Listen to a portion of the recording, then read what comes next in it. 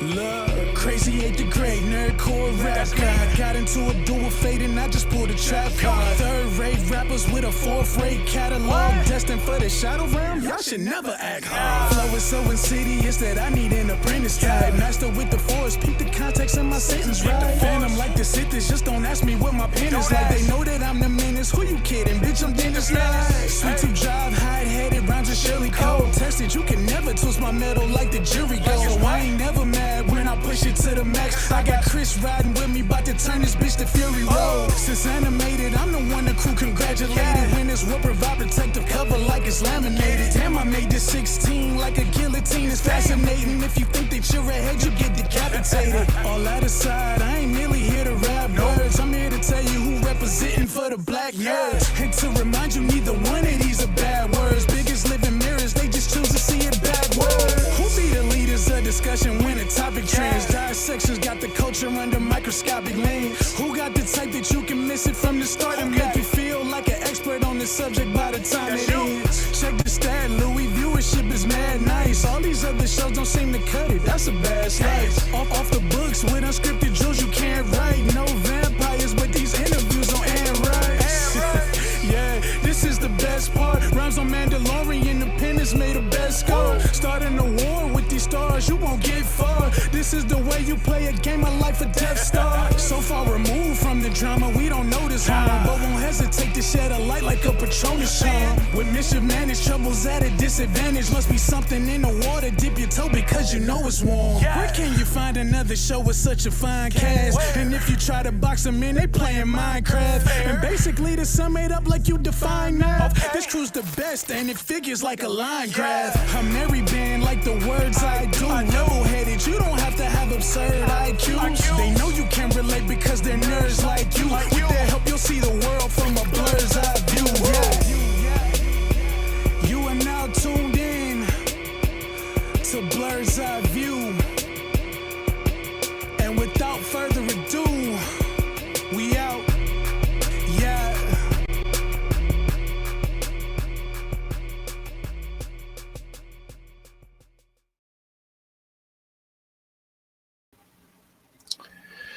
Hey everybody, thank you for tuning in to another episode of Blerd's Eyeview. I'm your man on the wall, Chris Fury, host, producer, and all-around great guy, or so I've been told. Thank you for tuning in. I want to shout out Always Press Record TV. Blerd's Eyeview has been slated as the #1 show on APR TV, and you can check out APR TV on your Roku devices and anywhere you can catch us. You can also catch us wherever you listen to your podcast. So be sure to hit that 5-star review, leave a nice review. Be sure to hit that like, subscribe, and that notification bell on the YouTube channel.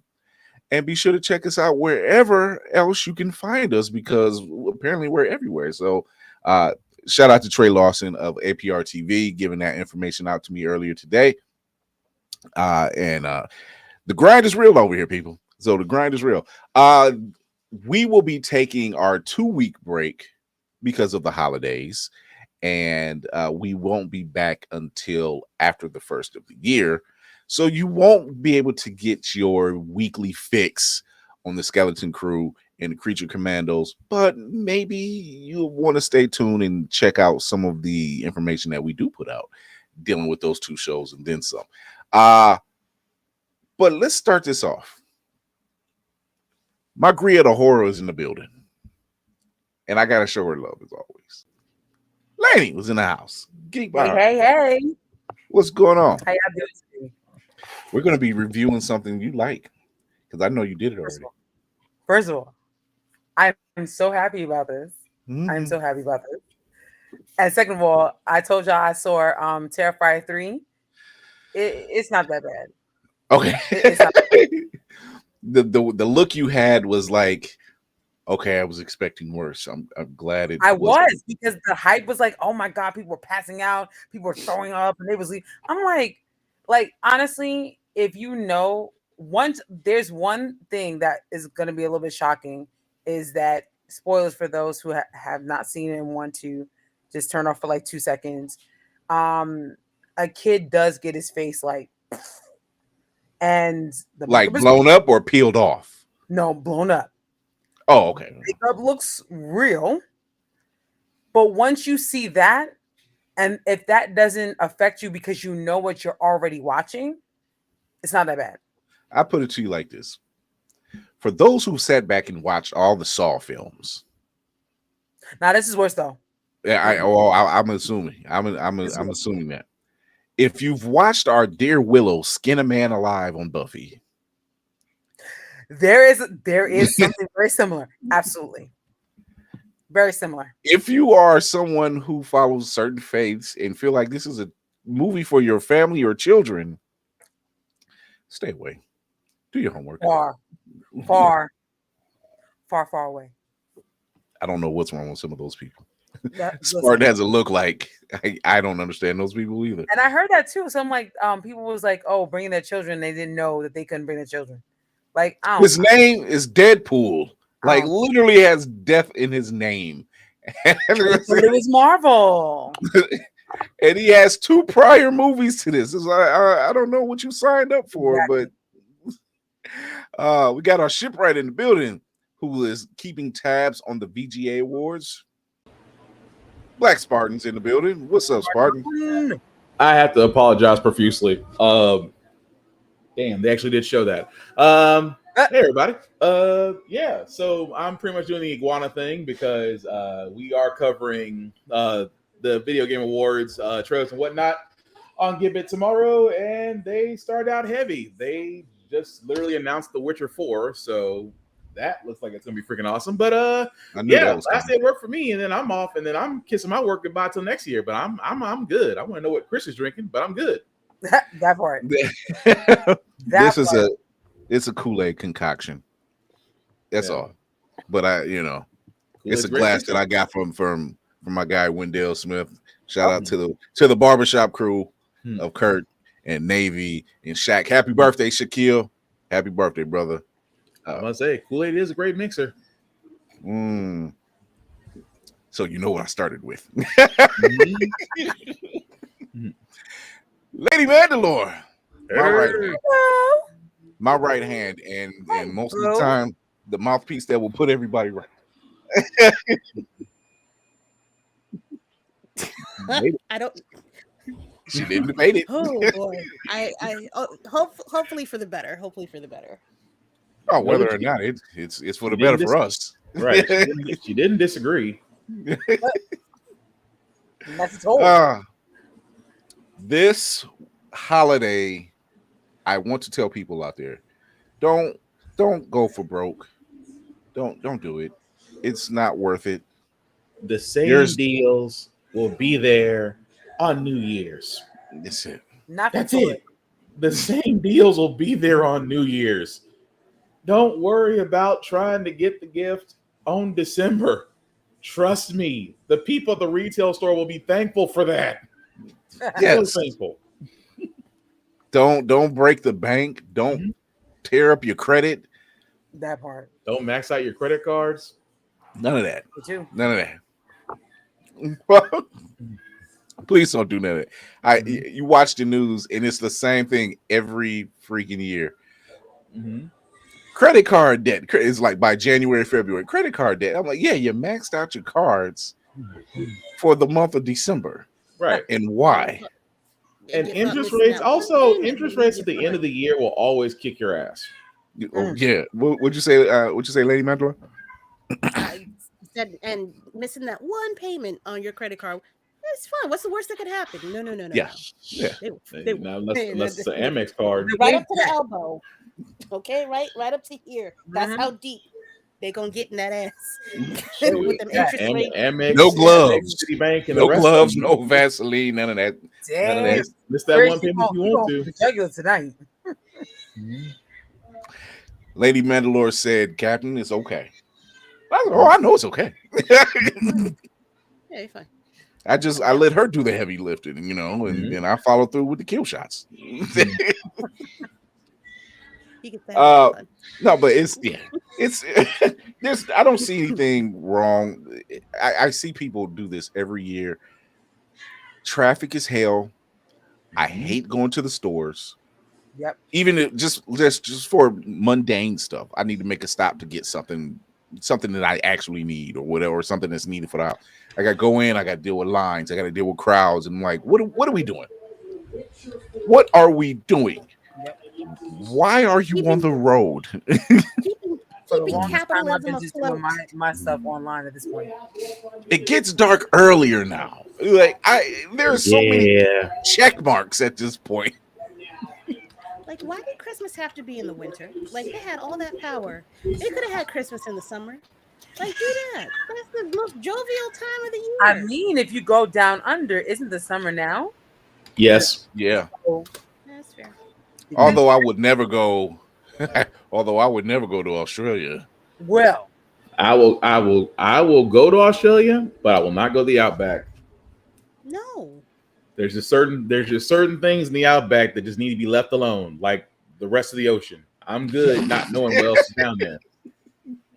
The fact that people say, "Oh, I woke up and this huntsman spider was in my house."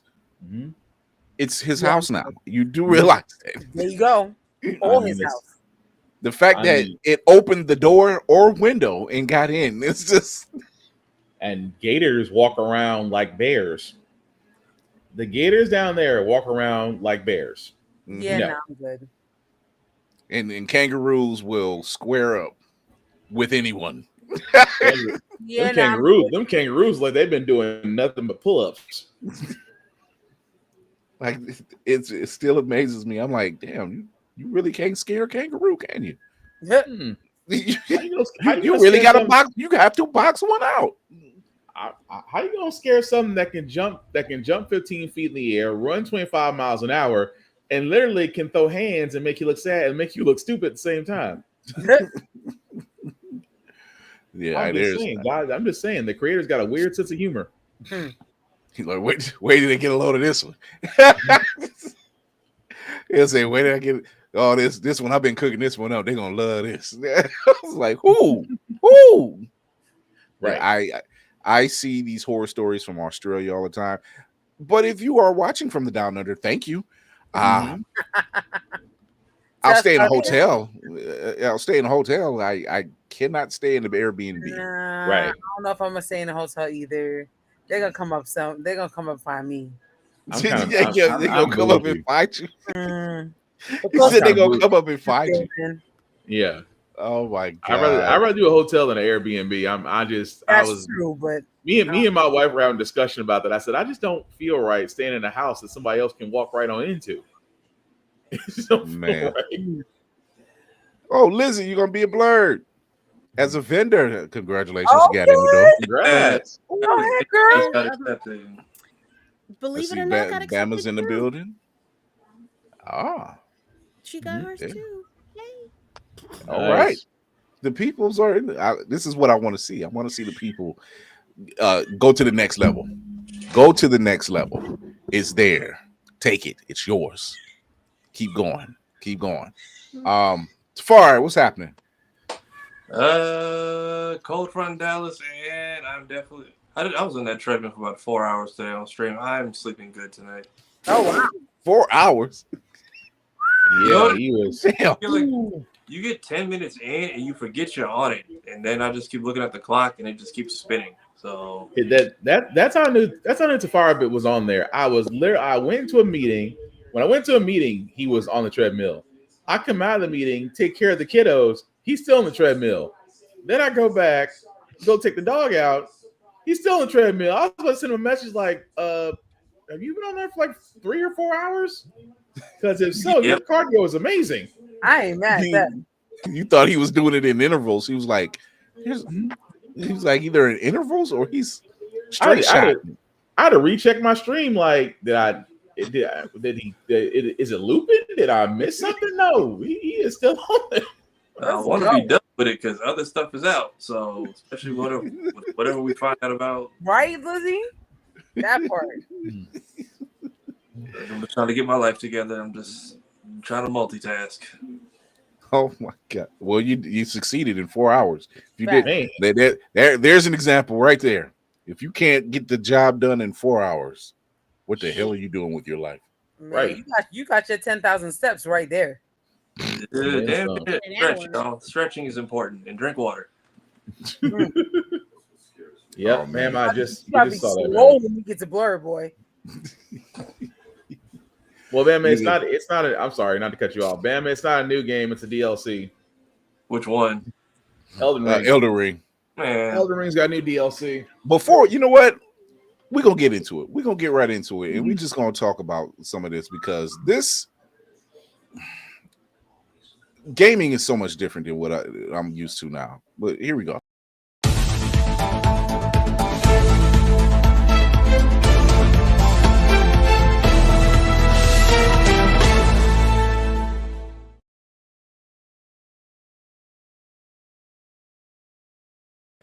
So, as Spartan is giving a bit of the play-by-play of the VGA awards tonight, the voice actors are still currently on strike, unless you sign something with their union that will allow them to work.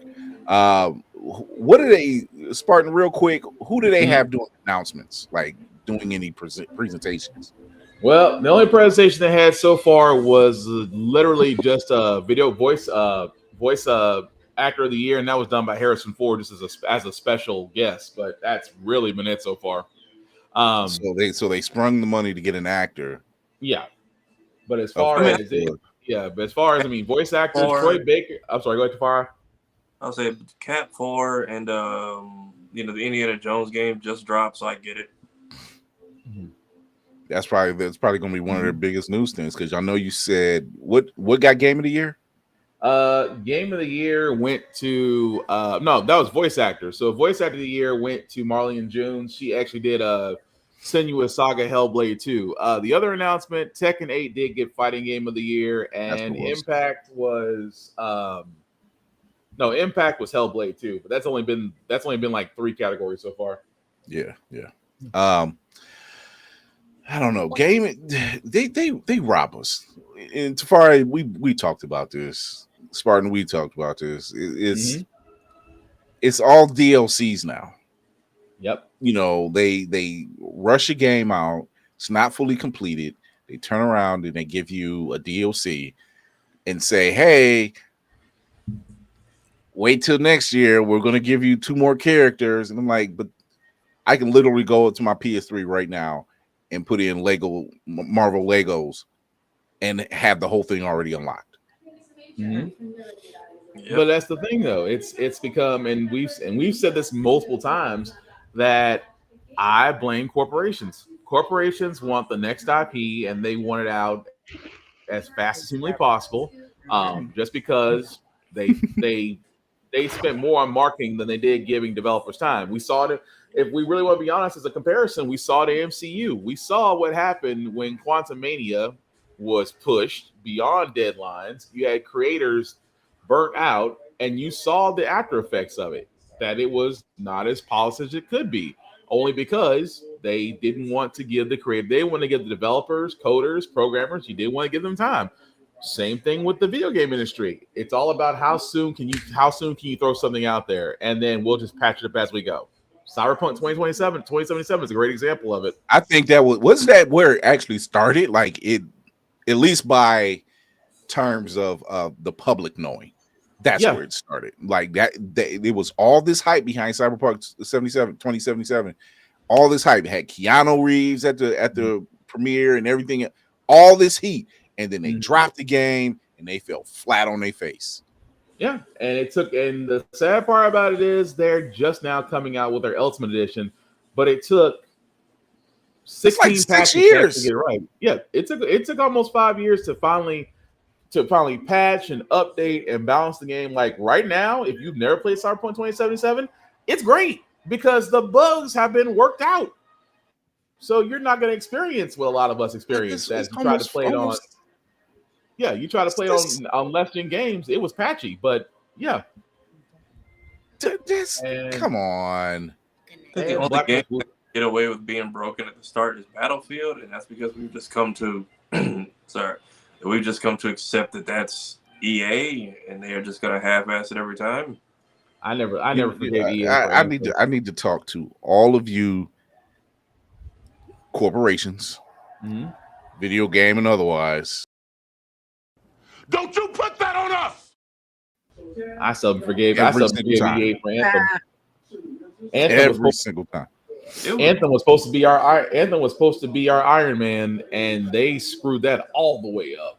What happened to Anthem? Because they had an office in Orlando, and I used to do playtesting there a lot, which is how I got I have most of the EA catalog for free. And Anthem, Anthem was had a whole statue in the lobby. And by the time the game came out, by the next time I went there to playtest, Anthem was just yanked from the shelves. It was already dying. Yeah, because they didn't. I mean, Anthem was like Cyberpunk. It got released. It was patchy. It was broken. I believe some PS4 consoles got bricked because of it. Just because how bad it was. You can only get away with this if your name is Battlefield, because the bugs and the glitches at least make it fun. I would still play Battlefield 4 if it was popular.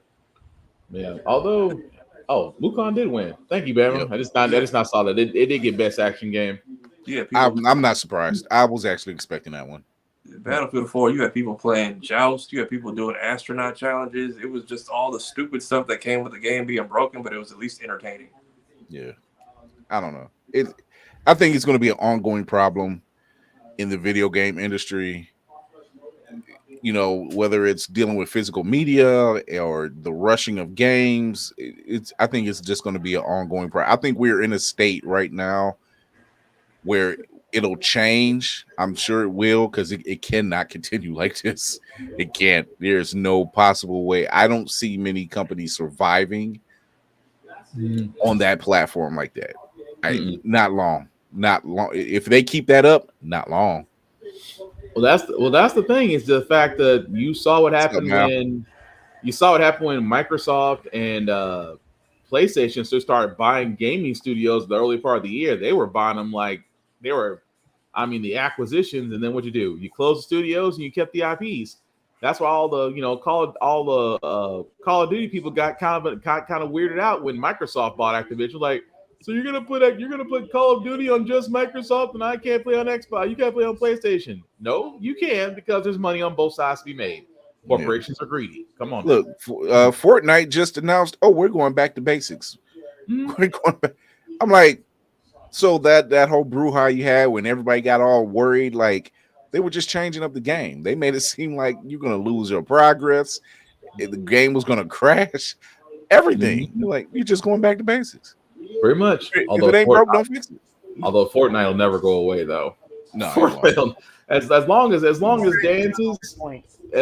dances, skins, and apparently concerts happen on Fortnite, because apparently my son was telling me that I could watch Snoop Dogg and Eminem perform on Fortnite now. I'm like, what? Apparently they had a concert on Fortnite. I didn't know. My son had to tell me. Give money to these people rather than jacking their dance moves, because that was a big thing. That was my playing it in the beginning, because I was watching stuff go from Vine to TikTok to Fortnite. It was just like, all right, but this belongs to somebody, kind of. Mm-hmm. But even I haven't booted up in a couple seasons. But this is also part of the issue some of these studios have, is this exclusivity thing. Or if you have a franchise that's great, don't release it after you dropped a bunch of trash and then act like nothing went right. I think Rebirth was good. I don't recommend going for the platinum trophy. I got my PS replay back today. Half my hours were in that one damn game. Now that's madness. That's madness. It's literally 2 trophies in it, 2.5 trophies in it that hold you hostage. It's awful. And then it's just like Square Enix dropped a bunch of other shit this year that nobody heard of. And then they come out as like, yeah, we didn't do well. It's like, because you dropped a bunch of shit when you were in the red. Then you dropped the big game. And now its job is to not even do well, but you needed to break even first, then get you in the green. You know what's happening is what Spartan mentioned. You had 2 major corporations buying up gaming companies that were ran by people who actually gamed. And now you're getting people who are running game. They don't know nothing about the game. Perfect example. What's the movie with Ryan Reynolds? He was in the game. What's the name of that one? Free Guy. Free Guy, yeah. The way everything was playing in the real world, the guy who was running the company, who knew shit about the company, But the people who are actually in the company run were like, yeah, don't release it because it's not finished. It's not finished. And he kept saying, no, it got to be released on this date. It's got to be because you're trying to be relevant. There's no need to be relevant if you have good product. It'll speak for itself. That part. The reason why the Batman Arkham games did so well is because you had a solid formula. Mm-hmm. Don't change it. Don't put it on put it on what was it, Apple Pro or Apple Vision Pro. Don't put it on something like that. And it's like now you're putting a limit on how many people can play the game.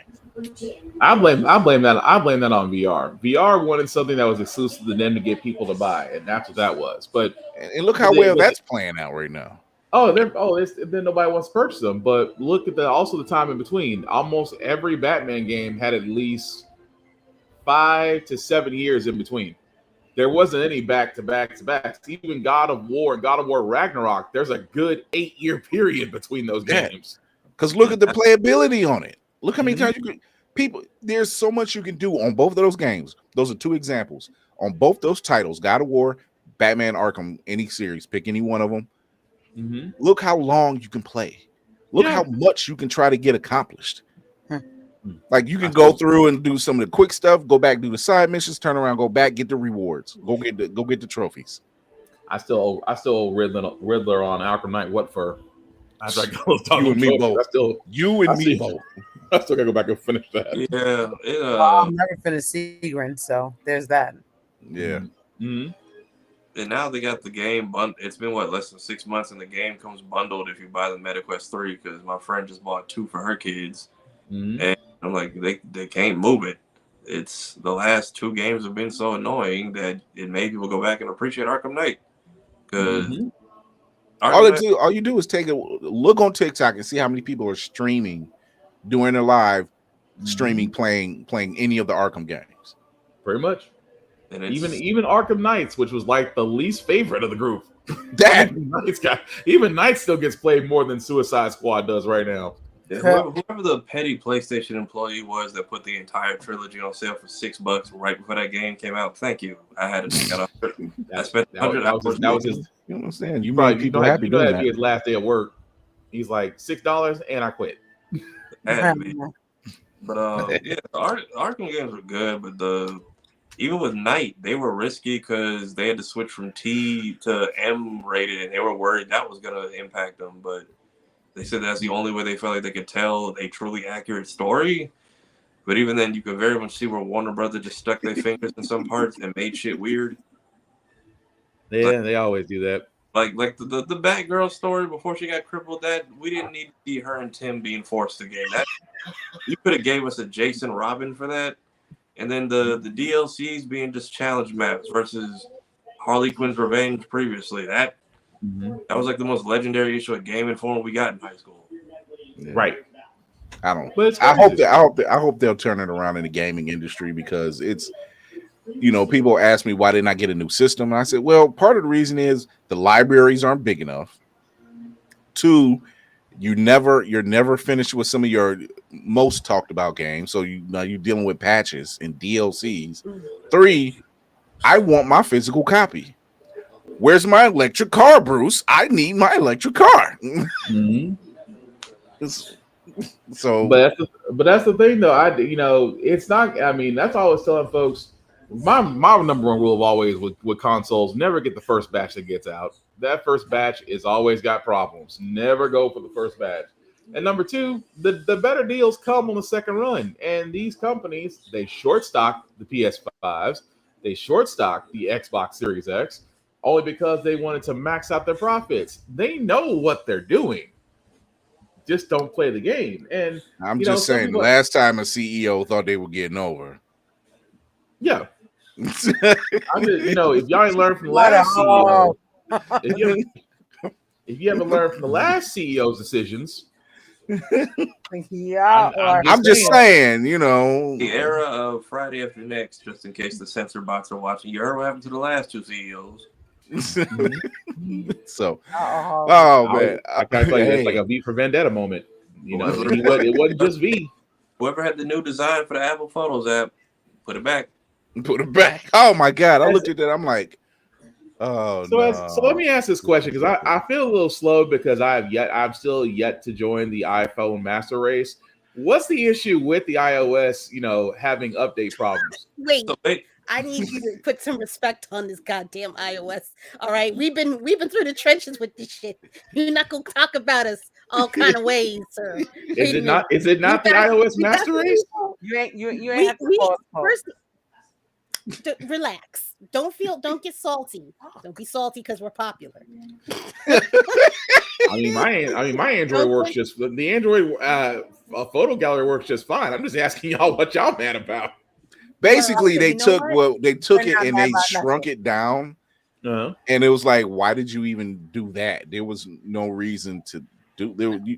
You're fixing what's not broken. There was nothing wrong with that. There was so they shrunk down the operation, or they took away features, or what did they actually do? A bunch of unnecessary shit. So like, all right. So instead of, go ahead. I'm sorry. No, you got it. No, go ahead, lady. I was gonna say, so the shit they added to it, like when I made the skit today, if I save something, it doesn't go to my camera roll. There's a new folder that's called recents. So if I go and like save a bunch of photos to put into a clip for this after, I now have to dive between the two folders because the shit doesn't go in one place anymore.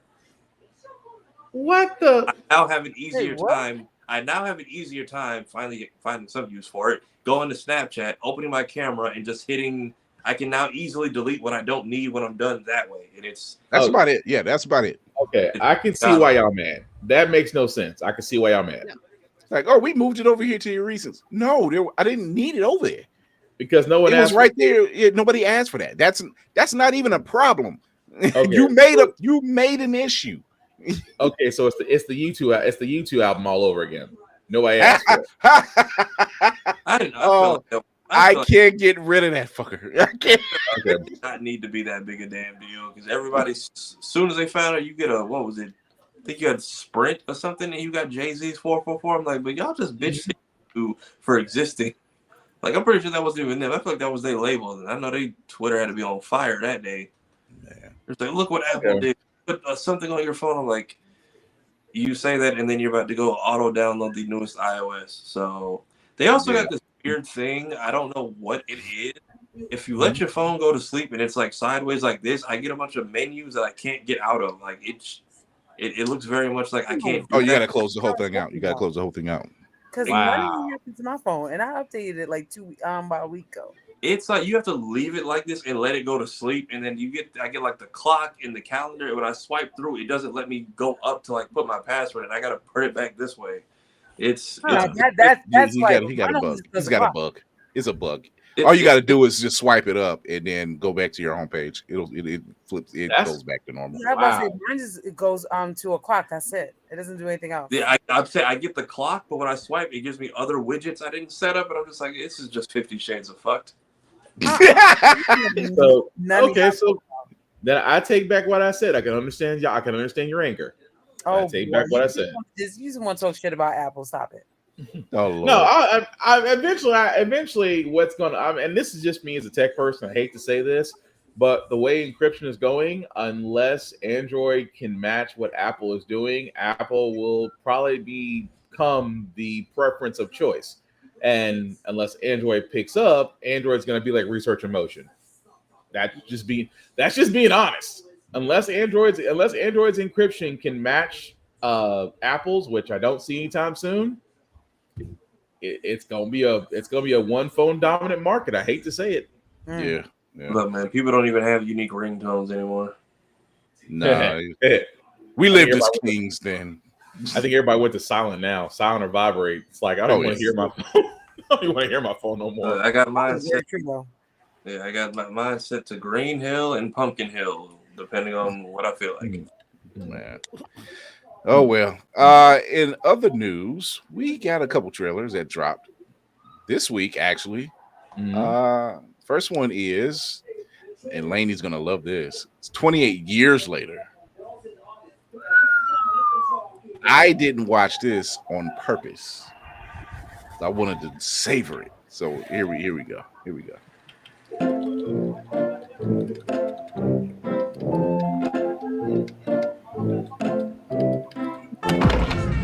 Sit here. Sit. Auntie, what's going on? Jimmy, sit still, keep quiet, and do not move from this spot.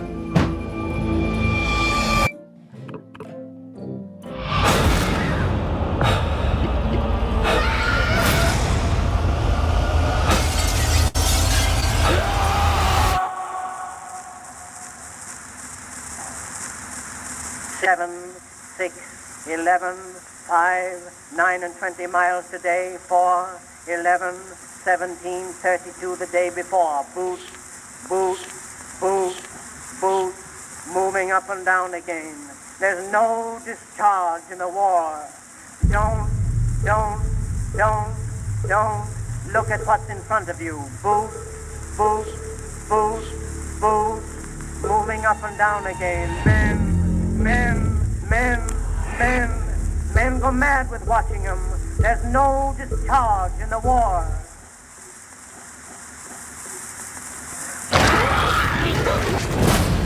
If your eyes drop, they will get the top of you.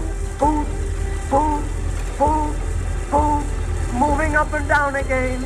There's no discharge in the war.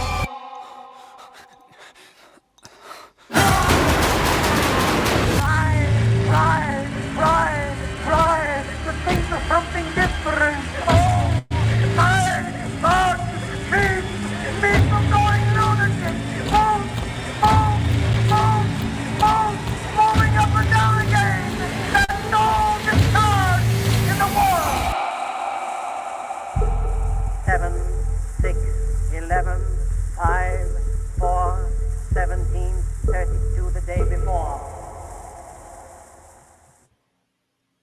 Damn running zombies. I hate them bitches. Spartan. I will go watch 20. I will go watch 28 Days Later. That's always like, you know what? The more I think about it, I have never watched that movie. Have you seen the sequel? I'm dumb question, but have you seen the sequel? Nope. I keep forgetting 28 weeks happened. Did you ever see the South Park special when they had the Nightmare of the Living Homeless? Yes. Yeah. That's 28 is where that came. Everything in that episode, that's what that is inspired by. I also don't think you can find Living Dead, Night of the Living Dead. With the bus at the end? Or 28 days. The bus at the end, that was 28 days, wasn't it? Maybe at the end, but like the way it's set up is more Night of the Living Dead. Okay. Yeah. That the ending thing with the bus and the escaping, that's 28, which I don't think you could find right now. I think it's technically lost media, or someone's fighting behind the scenes as we speak to get that in the sequel and streaming. I'll put on my piracy. I'll go piracy. I'll go to the Grand Line and find it. Like, you can find it. It's just called 28.days.later.mp.123 blah blah blah. It is somewhere in the East Blue. I'm pretty sure about it. At the time, I forgot 28 weeks later even happened, but I'm curious to see how this one, what they do with this, and that's what I was saying as well, because like the way that they did the first, I like how the first one was very, very small in stature. Yeah, had a big concept, right? And then the second one still had small in stature as far as your cast, but went bigger, but bigger in a way that made sense. And it also went bigger in a way of like, you now see the beginning of the outbreak, even if it is the second beginning of the outbreak, you still see the beginning of the outbreak in that thought process. So now, how is it going to be that basically everything is shut down?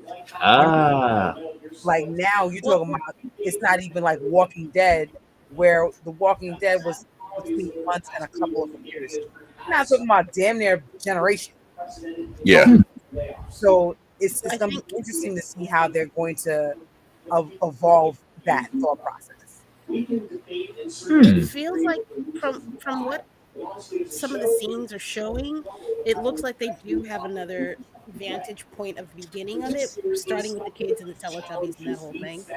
And they're telling this maybe the story from maybe one of those kids' perspectives, maybe as they're It growing looks up. like it.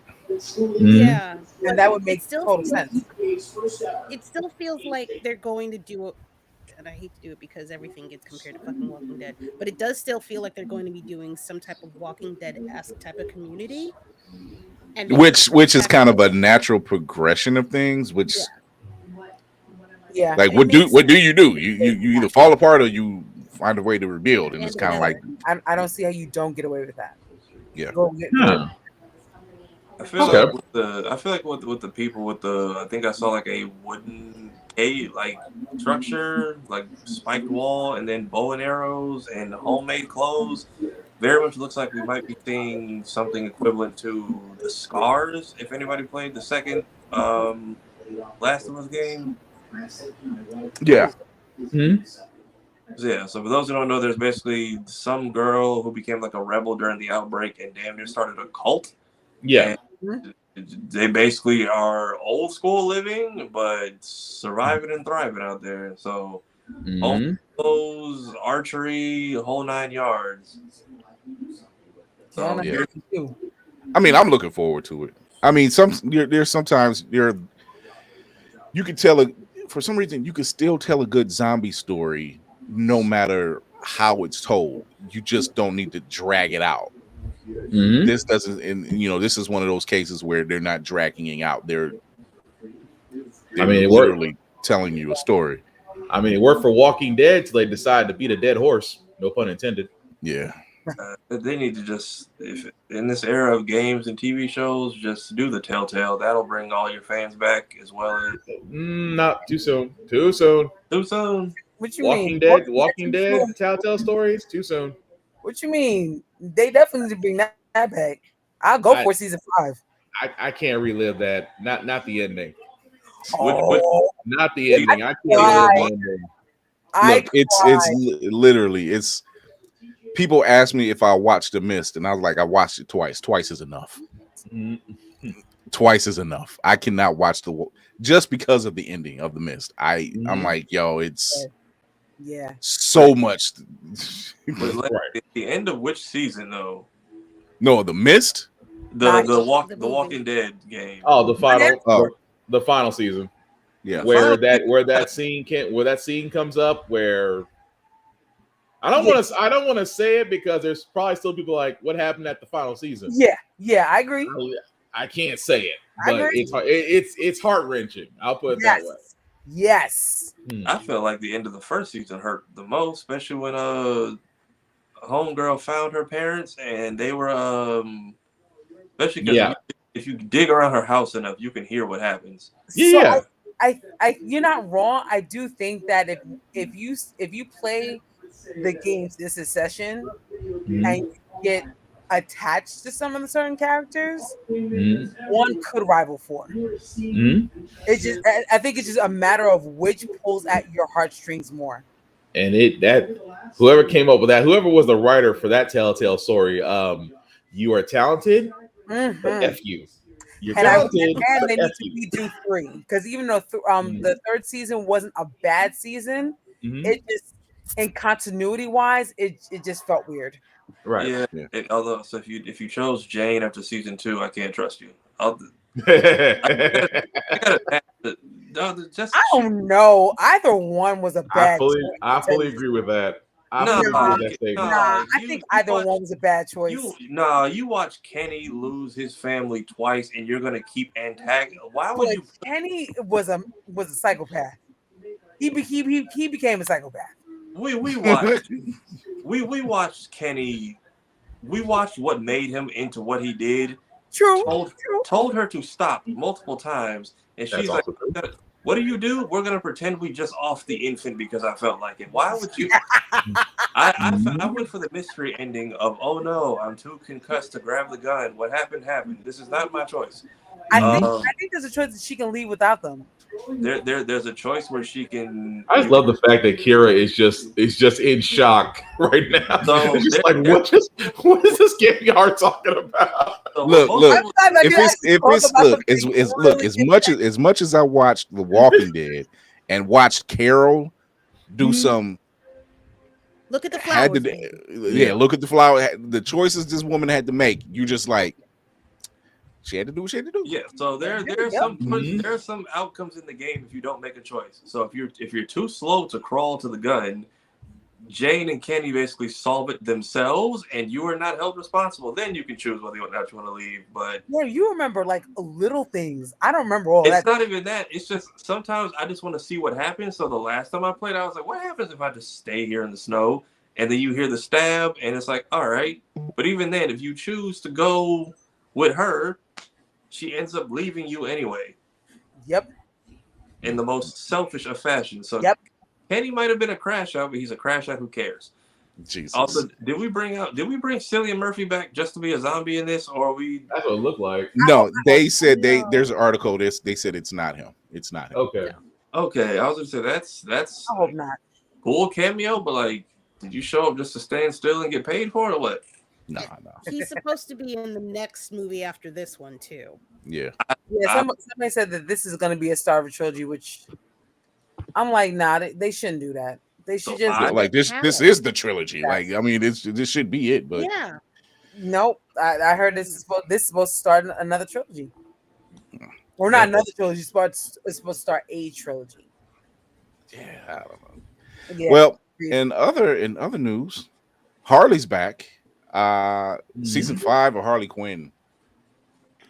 More antics, more craziness. Why the hell not? Only this time it might take place in Metropolis. I'm with it.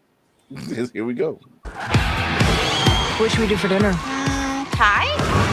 Gotham's really gone to shit. Maybe Metropolis is just what we need. A fresh start. We gotta go! And leave Gotham? Okay, it's not okay, but it's great. Okay, this is one of those fancy-ass, rich-ass, stick-up-your-ass type places. Say hello to Harley in Dutch.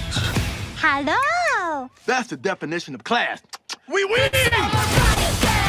Lena Luthor made me an offer to run the Metropolis Green Initiative. They get what I'm trying to do. Whoa! Don't fucking eat me! Did you have a tranquilizer gun for that one? I'll be back to pick him up later. Yeah, I can't promise they'll be alive. Harley, violence is not the answer. I shall forever rage against imperfection. This would be quite the challenge. There's something bigger going on in Metropolis. Something catastrophic. Kill the piss-smelling humans. Ow! Shit! That hurt! You guys just do that normally? We got this. We're Harley Quinn and Poison Ivy, the bestest, most titillatingest, most excitingest couple ever! I will not be taken down by artificial intelligence! I will handle that. You just saved Metropolis. Oh my god, I feel like you got the easy part! Lois called Superman. What? You don't trust Harley? Oh, yeah. I'm sure her gymnastic skills and her short shorts will save us all. Come on! Run this. They can. I'm sorry. Alan Tudyk as Clayface and Joker is still some of the best stuff on that show. Period. Buddy. That man is getting. He is getting paid. That is the mascot for DC. Like sincerely, he's out there parade. His ass is on the corner 24/7. But he's being paid. But he's being paid well. He might as well be in. He's strutting. Hot shit. Like this man is doing. If you watch, because we're going to talk about it later in Creature Commandos, I looked at the credits. He does 2 extra voices on that show. And I'm like, dude is getting. I'm like, yo, if you can do it, get paid for it. I mean, I'm looking forward to that. Yeah. The fact that there's such an off the wall show, that Harley Quinn is such an off the wall show, and they just keep pushing the button. Like Gotham's been really going to shit. I'm like, as if it wasn't shit before. Right. I mean, Bruce been locked up, so yeah, Gotham is now the ghetto. So I like that they at least have some direction this time. Season 4 was okay, but it kind of felt like we were just doing whatever. Also, thank you to the one person for the last 2 decades who remembered that Red X was a character. Clearly gonna be Nightwing, but still, the fact that like that's one of the many things Teen Titans introduced and just never we never got closure on, which people thought it was another Robin, some people thought it was other sidekicks, and they never told us. So curious to see that character come back and what other shenanigans. Also, the fact that Lois won't just call Superman. That part. The fact that Joker is telling Lois to call Superman is the Joker itself. Curious if any of the stuff from Kite Man Hell carries over to here. Yeah. Well, actually, yeah. Which I advise, check that out. That is some. Well, actually, yeah, because Bane and the little girl from that show is now over here. I was surprised they gave them 0 cameos. That was a bold choice. It worked out. I like it just because it took that first season for me. Took me getting used to it because it was so outside the box of what I was used to reading or seeing before. So seeing them like, okay, they're going there. They're doing some of the wildest stuff. They're like, yeah, why would Bruce, who would get a broken arm or a broken leg, be able to come back and like, I'm going to dull out the pain and still try to do so? Like, no, right. There's got to be a line. There's got to be a line. So like, and the fact that they're just bumping off I'm like, man, they're killing off actual rogues, villains, and you never see them again. Right. Killing off Nightwing and Harley's whole dual personality. That's where it felt like we were kind of just going in a random. That was I was just like, man, y'all really are stepping in it. Well, they're going chaos. Chaos works. Chaos works when you tell the Harley Quinn story. It's coming full circle, at least with the Red X thing. So if we have just a bloodlusted, I keep wanting to say Jason, if we have just a bloodlusted Dick coming after, I walked right into that. Yeah. As Kira just came back in the frame. If we have a Red X Grayson just trying to hunt down Harley, keep like giving us a serious tone in the background every episode, I'm with it, because it gets away from some of the silliness. It's like, no, there's repercussions to this stuff. Also, y'all are the reason God like this. Are y'all just are we just gonna redecorate Metropolis? If anybody's trying to if anyone was really trying to help Gotham, it was Barbara. Barbara was the only one that was really trying to fix stuff. And then with Brainiac coming back, y'all have the opportunity to do the funniest thing right now. Just reference that game nobody liked and how you could do it so much better. Oh, which I think just got the plug pulled on it too. Yeah, it did. Was it this month or next month? I think this month they announced it. I think the next one is going to be the end. But even then, you telling me that the same Deathstroke who couldn't beat Batman in 4 games was able to sneak into multiple Brainiac asylums and murder multiple Brainiacs by himself. Yeah. Make it make sense. and had the nerve to put it all in the Arkham universe. And I'm like, is this how we honoring the man? This is what we're doing? Yeah. I'm out. Well, apparently he's still alive somewhere, so we just need to go find them all. And it's just like, if that's the thing, that's cool, but y'all should have started with hinting that. Just made it Elseworlds Tale and call it a day. That's what it should. Right. That part. So apparently they wanted to hint at it, and Warner Brothers said no, and they put like a very, very. Who is running stuff over there? They are making them. They what did Davey call? What did Davey call him? Glenn. Glenn is running Warner Brothers. Somebody on that team put a very, very, very obscure hint. You have to go find like 12 calendars, and then the hidden message spells out like he will return. But they had to basically do that without anyone catching them. So now in all the side, if in the DLC for all 15 people playing it, you basically are going to you've basically been fighting clones, and you now need to go recover the real bodies of each Justice League member, minus Wonder Woman and dead Bat children. But yeah, it's I'm just here to see how they land this burning plane. You don't sound optimistic at all. Shit. And yet that girl remains the vault. Because if you're telling me everyone's alive, cool. But you're telling me like the only person who came to do something was Robin, and he got off screen immediately. Meaning Dick and Barbara and Jason just looked at Metropolis and said, "Y'all got it. I'm good." And Deathstroke apparently has been in the background doing what the Justice League can't by himself to 5 different variants. It just keeps getting worse. I just want to see how they bring Kevin back, because apparently he's been alive the whole time.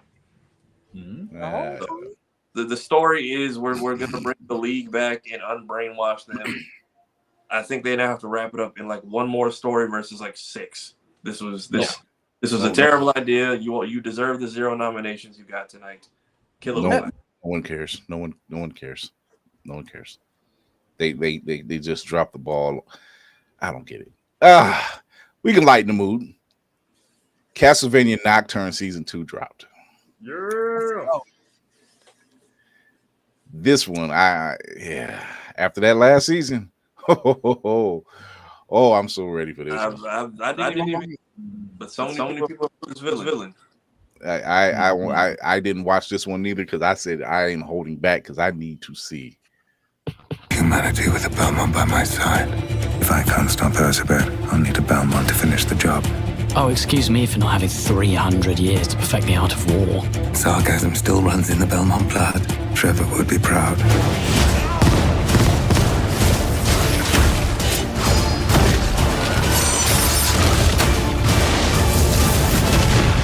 Are all Belmonts like this? Irritating. Oh, yes.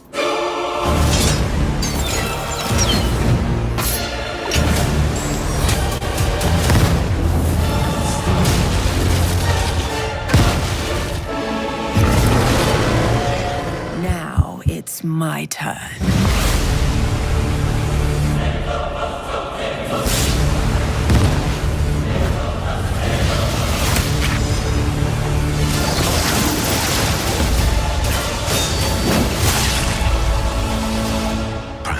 This time, evil doesn't have to win.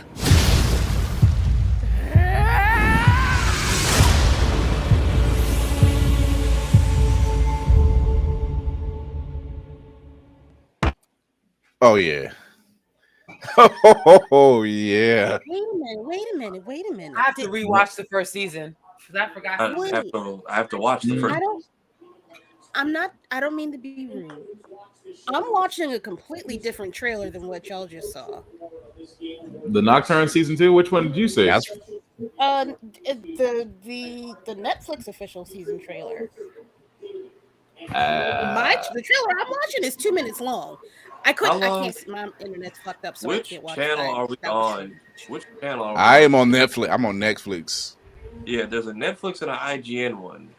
Yeah. I showed Netflix. Did Netflix pull a rope-a-dope? Did it play some of it while we were hovered over and we missed the beginning? No, there's the IGN. I think the IGN one is the one we just watched.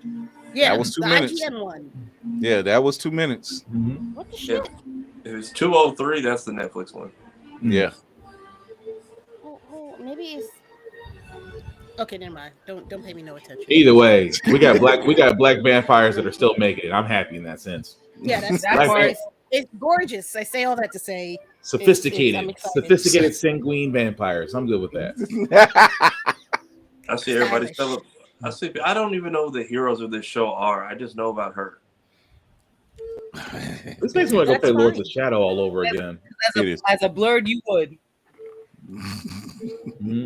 I mean, my it's God. just Drolta versus what's that child's name? I can't remember her name right now, but it's Drolta versus the other little black girl. That's Yeah. I'm not worried about That, nobody that, else. yeah, nobody else matters. Oh, that's fine. It's a Belmont, but we don't care about that. I wouldn't mind. Yeah, wouldn't mind being a Belmont. Just can't get past the whip. Yeah, a little too close to home. A little weird. Lord. Yeah. So what? They offed the old girl last season, and now she pulled a Monster Reborn or what? Yeah. Well, in a sense, she's been rebirthed. It's weird as far as I'm hoping they explain it, because she really was just gone in the first season. So I'm trying to figure out, how does she come back this season? Technically. Oh, unless it's a flashback? No, this seems like I think that was her.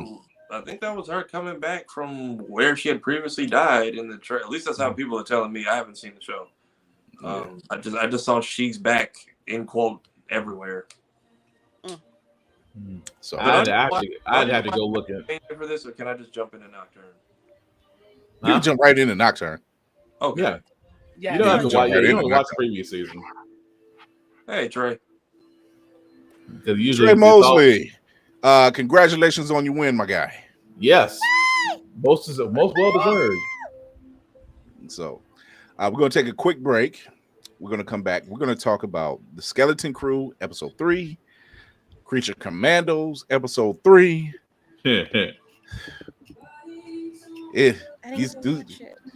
Which one? Creature Commandos? Oh. I kept trying to watch it. I kept getting distracted. Damn. It's there it is. No, trust me, it was a good one. I like what they're doing with these characters. Classic James Gunn. Classic James Gunn. Very. Yes. But we are going to cut the break real quick. We're going to be right back after this. Blerd's Eyeview is a proud affiliate of Otaku Noir. Use the code Blerd's Eyeview for 10% off on all items. With a different nerd-themed box filled with items made by talented Blerds across the country, you surely will not be disappointed. Go to otakunoir.com. Otaku Noir, the #1 Blerd mystery box company. Laney just back in. Hi. I cut it short. I cut it short this one. Oh wow. Skeleton Crew. I am pleasantly surprised with this show. Yeah. Whether it's callbacks, whether it's Easter eggs, whether it's theories, this show's good. Clearly this takes place after the Jedi are quote unquote not seen for various reasons. But damn, the Easter eggs, it makes you deep dive on a lot of stuff. Yeah. If you've been faithful, there's a lot of payoff going on right now. Well, not a lot. But there is some integration, I will say, that's going on right now. So before we get to that, I know that when Captain Silva, when they go see, what's her name? Nahum. Is it Kim? I think so. He go sees his friend. The owl. Oh, the owl, yeah. Kim. She calls him a different name. She calls him Crimson Jack. Yeah. Crimson Jack is a callback to an old pirate that's the nemesis to Han Solo.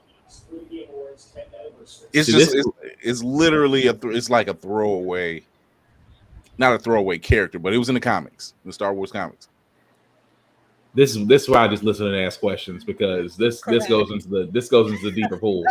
Yeah, I didn't get into the Star Wars comics at all, so I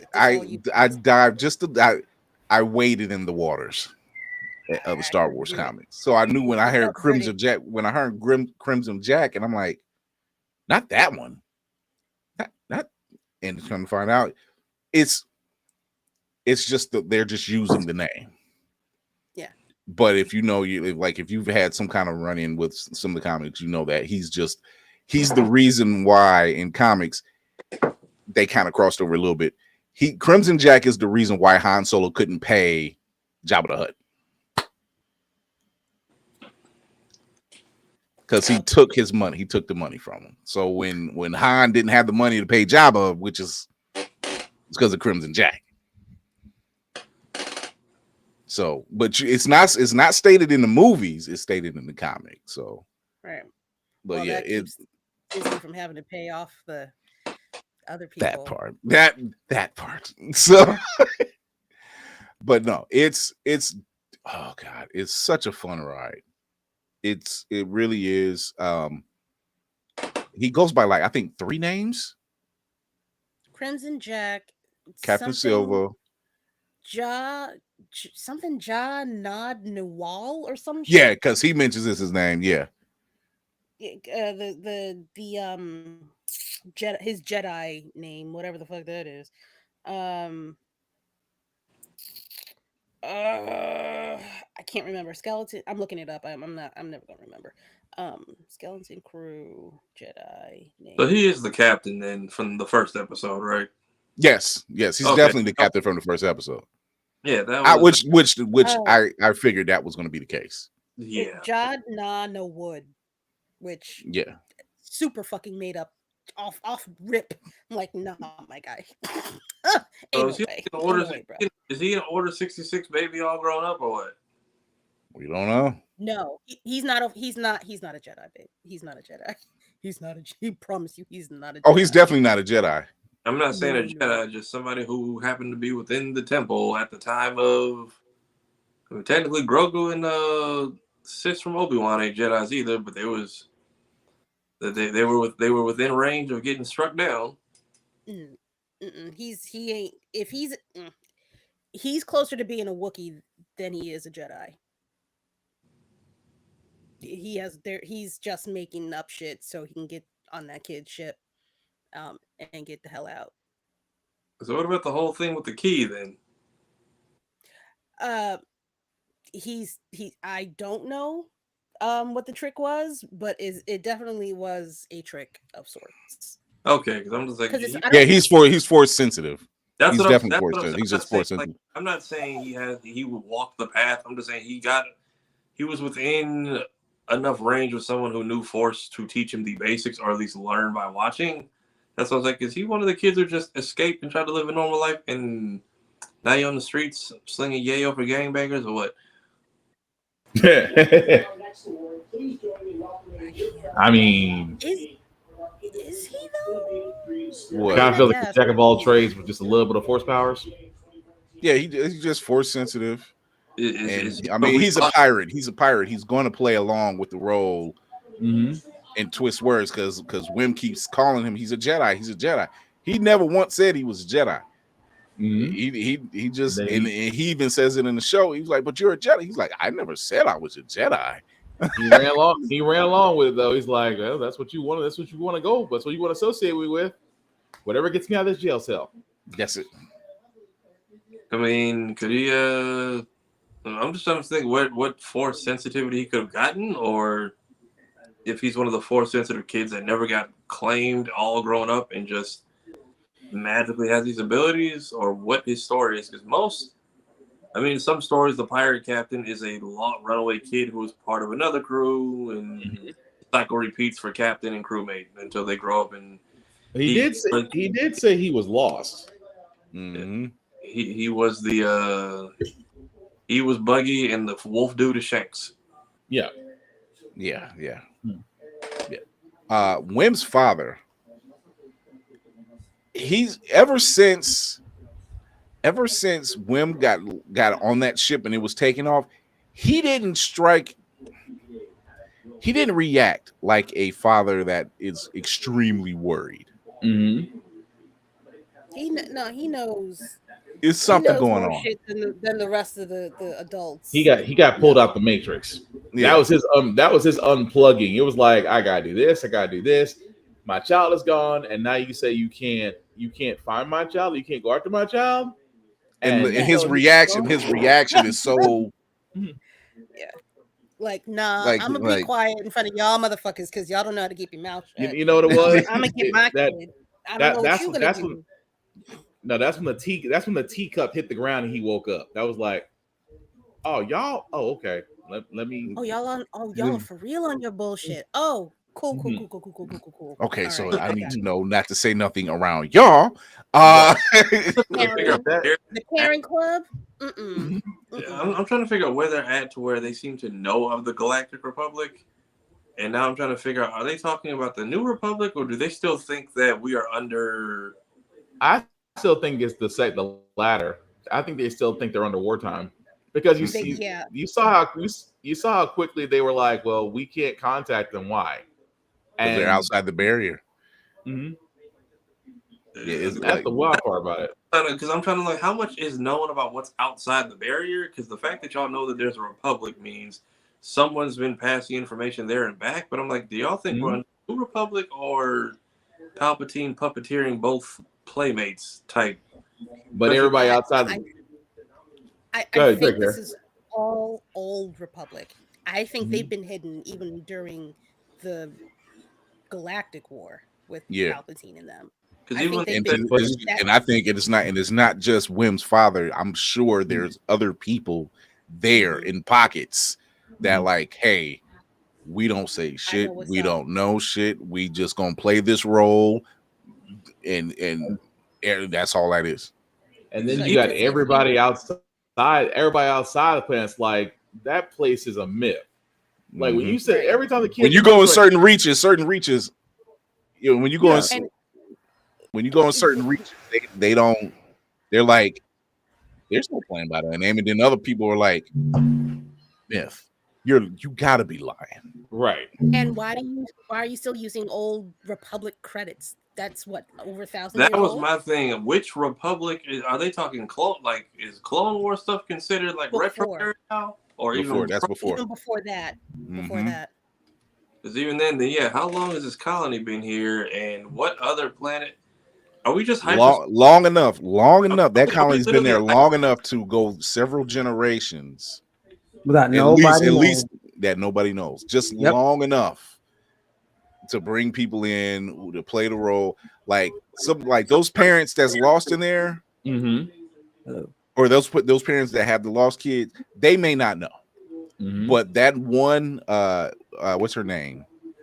Her mom. I think she's upset because her daughter's out there, but she's striking me as just like there's more to you too. You just not putting on like the daddy is right now, right? There's the thing that I don't. It's weird for me. The thing that's been irking the shit out of me was their tech. Even before they got to their credits, the fact that the kid had to scroll through that hologram iPad thing. That's even older than the old shit that was in the Clone Wars. They weren't doing anything manually. It was all like holograms and moving stuff. You didn't have to like physically or manually manipulate their tech at all from the point that we came into the scene. That's what's making me think it's John Talley says that the Republic credits puts them in a prequel era. It puts them after because that one droid that he woke up said, "Oh, did we win?" Right. And then he shut him right back down. I'm like, okay, this puts you in a different window. I still think that it's that planet doesn't know anything about the Clone Wars. I don't think they know anything about that. They know about the Jedi because the Jedi would have been prolific throughout that sector in the Old Republic. Like they ran shit like without question. It was Jedis were legendary. I don't know.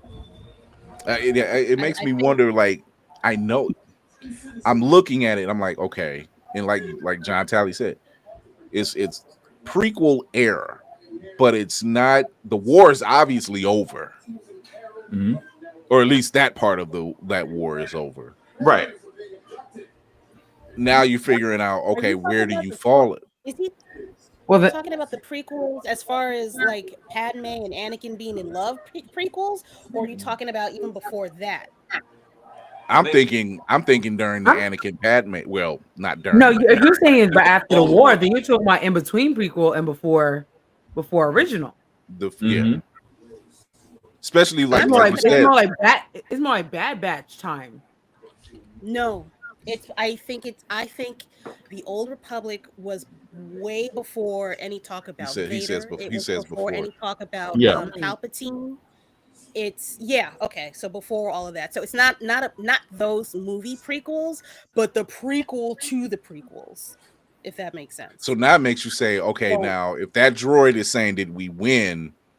He just happened to be there. I think it's just a plot It could be Acolyte era. That's what I'm about to say.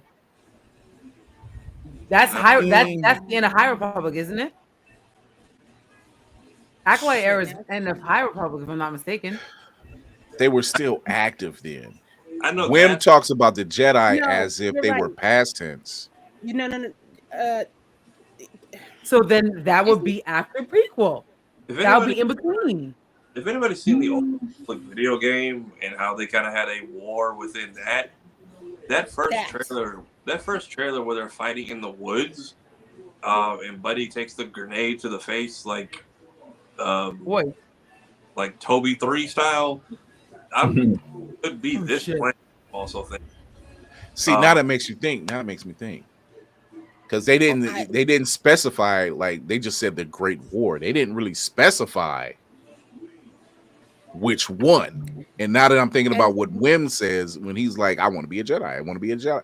You know, he almost does talk about them as they're in past. Maybe it's not in past tense. It's just he's heard stories. John Tyler got a comment. 3,500 years. Thank you, John. I like you. I'm curious. How do they know what an Old Republic credit is? They said they're pirates. They're pirates. Gold recognized everywhere. Yeah. Also, they know they're like old. Also, that was a droid, though, right? So who knows how old the droid actually is either? Nobody knows how old the droid is. Yeah, the droid, the bartender at the Pirate Harbor. He was the first to see it. He was just like, "Oh, where did you get Old Republic credits from?" Right. And you know, when you are in those circles, the word travels. Like myth or not, that word travels. That kid killed me though. My dad gave him to me for lunch money. Don't tell him how much you got. So there are other things that are saying that's taking place between in the same time frame as the Mandalorian series. No, the show right now, yes, is taking place during then, but the planet being shielded from everything that's gone on, we're saying that originated back in the I misunderstood y'all. Yeah. Okay. Yeah. I thought y'all was talking about the time. Okay, I'm totally misunderstood y'all. Okay. The time period that the story is happening, yes, is the Mandalorian. That's what I thought y'all was talking about. Yeah. Okay. But I was so confused on why y'all kept saying like it's mad. I'm like, no. Yeah, the founding of the planet and how many people are in on it, because obviously this father's in on it. Right. He knows something. It sounds like they're trying to do a village. Yeah. That's what it sounds like.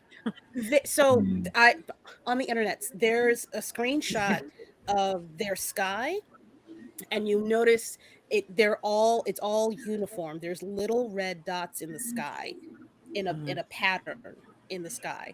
I think that is their cloaking device, because remember Wim said, whoever it was, one of the kids said, "Oh my God, look at why are there so many stars? Or look at all these stars.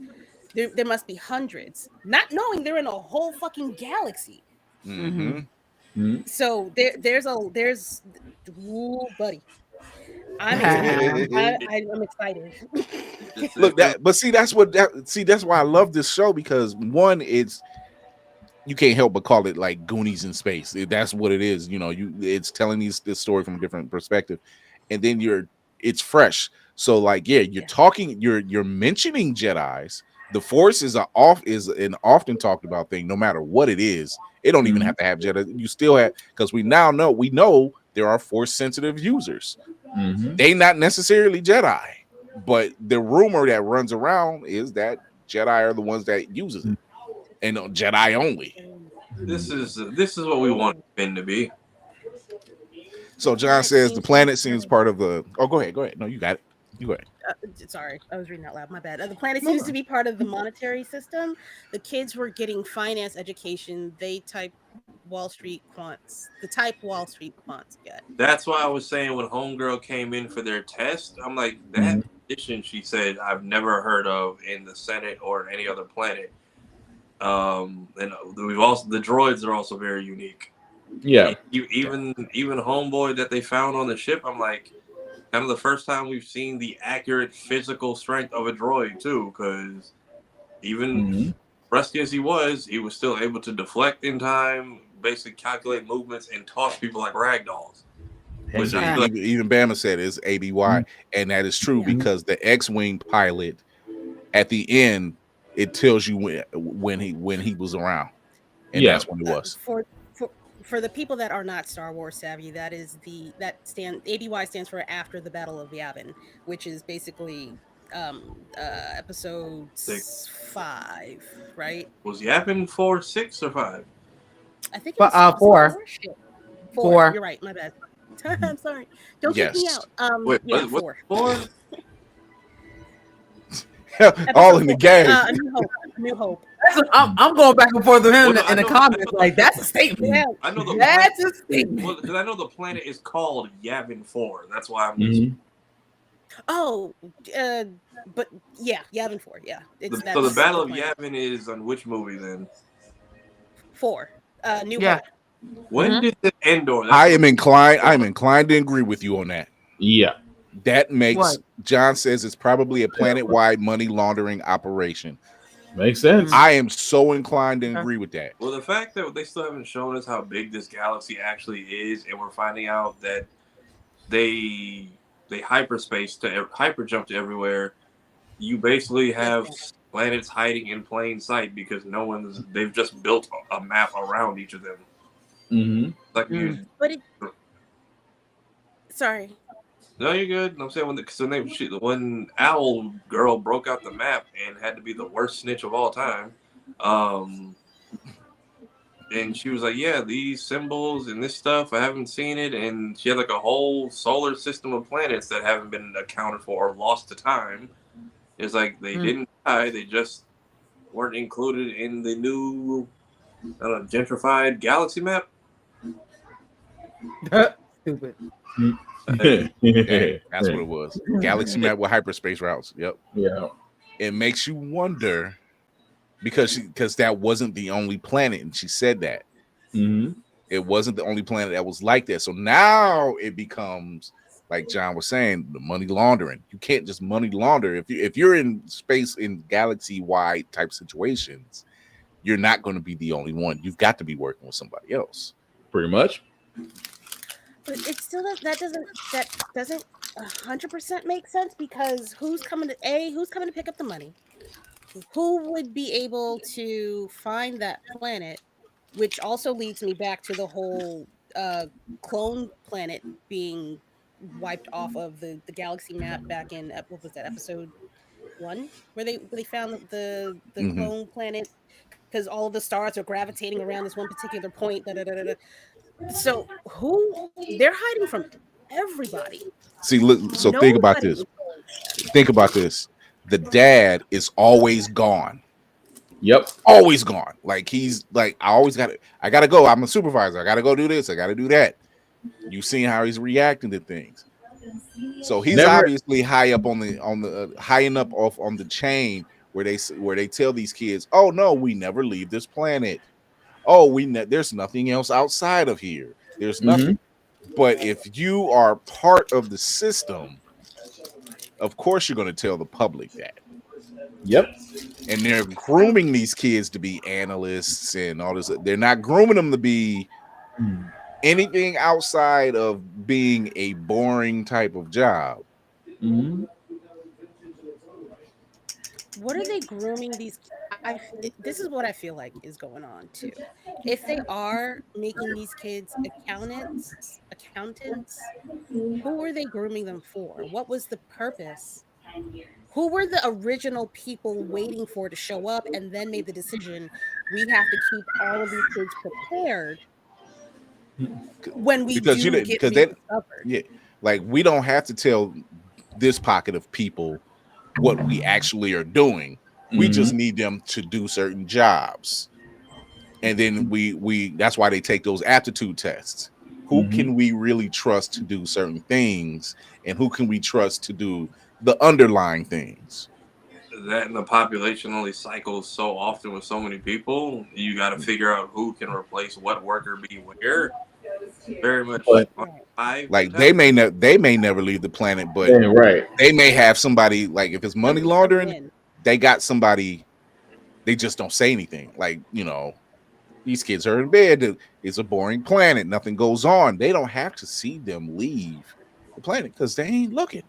Well, what is but it still goes back to what is it on this planet that is so needing of them to be in the financial sector? It's like, you can't say you're mining something because you're not really making workers, but it's something dealing with numbers and something dealing with in great quantities. So that's going to be the mystery as to why these kids are being trained in the way that they are.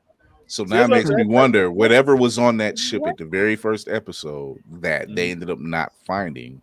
That was also my question. I'm like, usually there's the whole interrogate him, find out where they hid it, and they just immediately went to blame the captain. I'm like, that was a fast turn.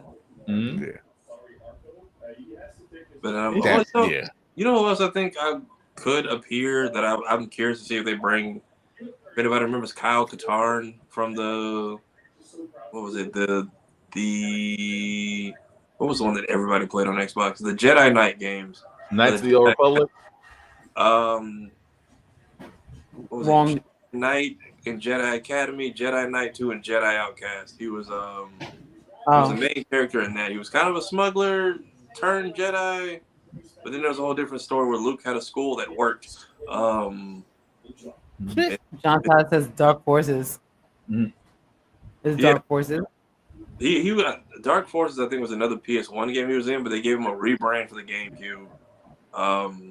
Was it Jedi Academy was another one that people played because you got to basically choose to be a Sith or a Jedi, and then Jedi Outcast was basically he tried it, didn't work out, but kept some of the skills. But they haven't really done much with him since. But I'm curious if he can make him or somebody else. I feel like we don't see more of should now the Bad Batch is over. Just more retired clones. I feel like we were surprised we haven't seen any of them wandering around, even though they're all herded on a planet somewhere, I think. I don't know. I feel like, or maybe they haven't set. Maybe only certain vessels leave and the coordinates are predestined into the vehicles themselves. Hence why the ship leaving is hushed, because they weren't accounting for another vehicle that knew the locations on and off of there. The only people that were out there outside of the kids was the father and the security droids. Yeah. They didn't really question about the ship leaving. They just like, oh my God, our kids are on a ship out in space. They didn't ask about where the ship came from. They didn't ask anything. They didn't ask none of those questions. How did they get access to it? They didn't ask none of that stuff. It's I'm thinking, what if they only have everything that comes in and out is pre-programmed ahead of time by like maybe one person, so that even people piloting or riding on it won't know where they're going. But I'm curious to also, who's the architect that missed the one ship like 5 feet away in a ditch? Oh, I don't think they missed that ship. I don't think that ship actually. I think the ship crashed, but they said we have to bury this. Like we know where to go with what we have, but they may have taken on damage getting there. Right. But we're gonna set this thing down nice and quiet and not say anything. That doesn't make sense, because why were the two people that were in there dead fighting each other? Gold. If anything, you think they would have went in and recovered the droid so there's no one with a history of whatever might be in that ship? I mean, if they're pirates, that answers its own question. Right. That too. Yeah. Like, that's gold. The two pirates fighting over it. Well, the two that we know of anyway. So it feels like the issue would be more so that they're more worried somebody might find that ship and trace it back to their location and blow whatever operation we may or may not know about. If they know how. If they know how. Because they keep hyperspacing and nobody has time to trace this ship. They've hyper jumped 3 times. Mm-hmm. And no one has once said we can follow where this ship goes. Remember, New Hope and Rogue One was literally, we have a way of tracking hyperspace. Yeah. Yeah. So if their planet is real, is that why he was so heavy on ducking the New Republic X-Wings? Because again, she was playing it off very well until she wanted to say his name out loud and clear for the wire she was wearing. Mm-hmm. I was hoping they would show who was in the other X-Wing, but apparently they must have not been important enough. Right. And they weren't the people I thought they were going to be that we've seen in Obi-Wan or in Mandalorian. I'll say it could be for Mandalorian, the dude we always see in the who's basically just our like inside man with the cops. Yeah. So it wasn't who I thought it was going to be. That's why I looked up. It was X-Wing Commander Kent. That's who it is. But there's not a lot of information on him. Hold up, just 1 second. All in the game. I'm gonna need you to step back off of Daddy Favreau for 2 seconds. Okay, he's doing spaghetti western. That is what we're riding in on. That is what Star Wars started off with. I'm not fighting with you. I'm just saying, let's be respectful about what we got. Because it don't happen often that we take off on a whole brand new epic series, and we're enjoying ourselves and happy to have them. I'm curious. The fact that you just said a whole new brand series, thank you. That's what I was trying to think about on how to express that. It's not saying that Andor is not good. Andor was excellent. However, one for me that I really like. Thank you. One thing I really like is the difference that because Andor came after Rogue One, or not before. I mean, before Rogue One. So you already had some of that story, whereas Mando was completely different and brand new. You got brand new characters. You started even brand new lore. You know what I'm saying? So like that for me was why I personally hold Mandalorian season 1 and 2 especially even over Andor. That's just me. Cheers. I still call. I'm out, but that part. Season 3 of Mandalorian for me will always be Bo-Katan's Zelda journey. This was her. And that's fine. You're right. That's fine. Every time she found a new land, she found new lore, she found new power-ups. Take this; it'll help you on your journey. New recruits for the big bad army, and then found the mythical beast at the end, and they just. It's too dangerous to go alone. Take this. So much more tighter in Rebels than it was in season 3. Yeah. That pissed me off. One day I'll watch Rebels. One day. You bathe in the waters of Mandalorian. You are a Mandalorian again. But I'm not a Mandalorian. Okay, so I need Spartan over these next 2 weeks to watch 28 days and 28 weeks later, and I need Tafari to watch the Rebels because GD. Please. You know what it was? Peak writing and entertainment. And let's not forget. Ahsoka beat Vader and Maul. Didn't they walked away. Didn't they do some time travel antics with that in Rebels? You hush. We're not gonna talk about that. I'm not mad at it. Hold That was my first introduction to. Okay. No. To answer your question, if I remember correctly, the time travel was not because she was going to lose to them. It was because that the whole temple was coming down and she was snatched out of the time exploded. Okay, it was exactly. It wasn't because she was losing. It wasn't because she died or she was about to die. In that respect, it was because the whole temple was coming down and she got snatched out the time stream. Okay. Don't be playing. Not everybody. Let's play. Let's not play. Yeah. Not everybody. Not everybody. If anything, no one really gets away from Vader. Okay? There's only a small number of people who've gotten away from Vader. Hello, and went face to face. True. It's only a small. It's literally like 5 people that I can think of. In episode 5 of Ahsoka, when they kind of did the eyes and the voice changing of Anakin's body, but Vader's eyes and voice. I was like, okay, so this is kind of like when they fought in Rebels in the time capsule thing. That's just where my mind went. Yeah. So I get some of the Rebels follow-up references. I just never sat through the whole thing. It gets better. It gets better. I think the first season to me was a little slow, but it gets better. You got to think what Filoni has managed to do is build a Bible. Yeah, he's built a Bible that is easily able to go back and look and say, okay, now I get it, or this makes sense over here. Because good or bad, we were getting in a lot of Star Wars stuff before the Filoni stuff, before all the animated stuff. Not saying it was some of it was poorly written, but it's Star Wars, so you love it or you hate it. You're either on one side of the fence. I love the prequels. I do not like the way they look, as far as special effects, but fighting style, still some of the best battles I've seen. Right. Can't beat But if you look at some of the stuff now, when they land on some of these planets, you'd be like, oh wow, that look did not age well. Right. But the storyline, nice.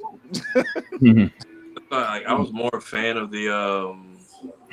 the cartoon Clone Wars Grievous versus what we had, because that dude was a horseless but fast and furious menace. And then to find out they basically tried to make an entire planet of him, and then Anakin ended up going on his own spiritual tribal journey and axing that plan. Well, them dudes ripped off their own arms in basically out of symbolism in solitude with him, and right. chose to go back with one limb and deformed. But yeah, that's the Skywalkers. That's their thing. You walk away with something less. They took Anakin's whole "I'm finally a knight" thing and definitely made it work. Especially like the Clone Wars movie wasn't bad. It was just random as hell. Like they had Ventress just as the main villain. I'm like, last time we saw you fell off a cliff. So what? How are you here? And they just never explained it. Like, last time we had. Prior to that, last time we see Maul, he was split in half and falling down a corridor. So that man went the Heihachi route and came back like, I'm cool, bro. We saw you fall into a volcano. So by the time we see Emperor Palpatine again, we were like, we'll take it because we've seen it already happen twice. So you'll take it. Didn't like how they brought it back in, but that part. Yeah, that part. I know 03 CGI wasn't up there, but that man, what was it? That dude Grievous was holding off 2 Jedi Masters with his feet. Yeah, man, he was rotating between feet and hands, wielding sabers and having fun while doing it. On top of keeping trophies, slicing some, stomping out others, and could have let the droids finish them, but then just said, "I'll do this just for kicks and giggles." Right. You gotta think there's always a lot of there's definitely a lot of infighting on the dark side. It's infighting. That's the rule of two. It's the rule of two. No matter how you look at it, it's gonna always be infighting. And then you had Dooku basically being his trainer or handler and trying to teach him how to go after it and letting him know his trophies is gonna be the end of him. But that's because Dooku knew. He was like, he's been on the other side. He's just like, yeah, they don't exactly do what's necessary all the time. And then Which is why Mace is the one that's on the line. He was just like, look, yes, I am on the council. I am a Jedi. I am a knight.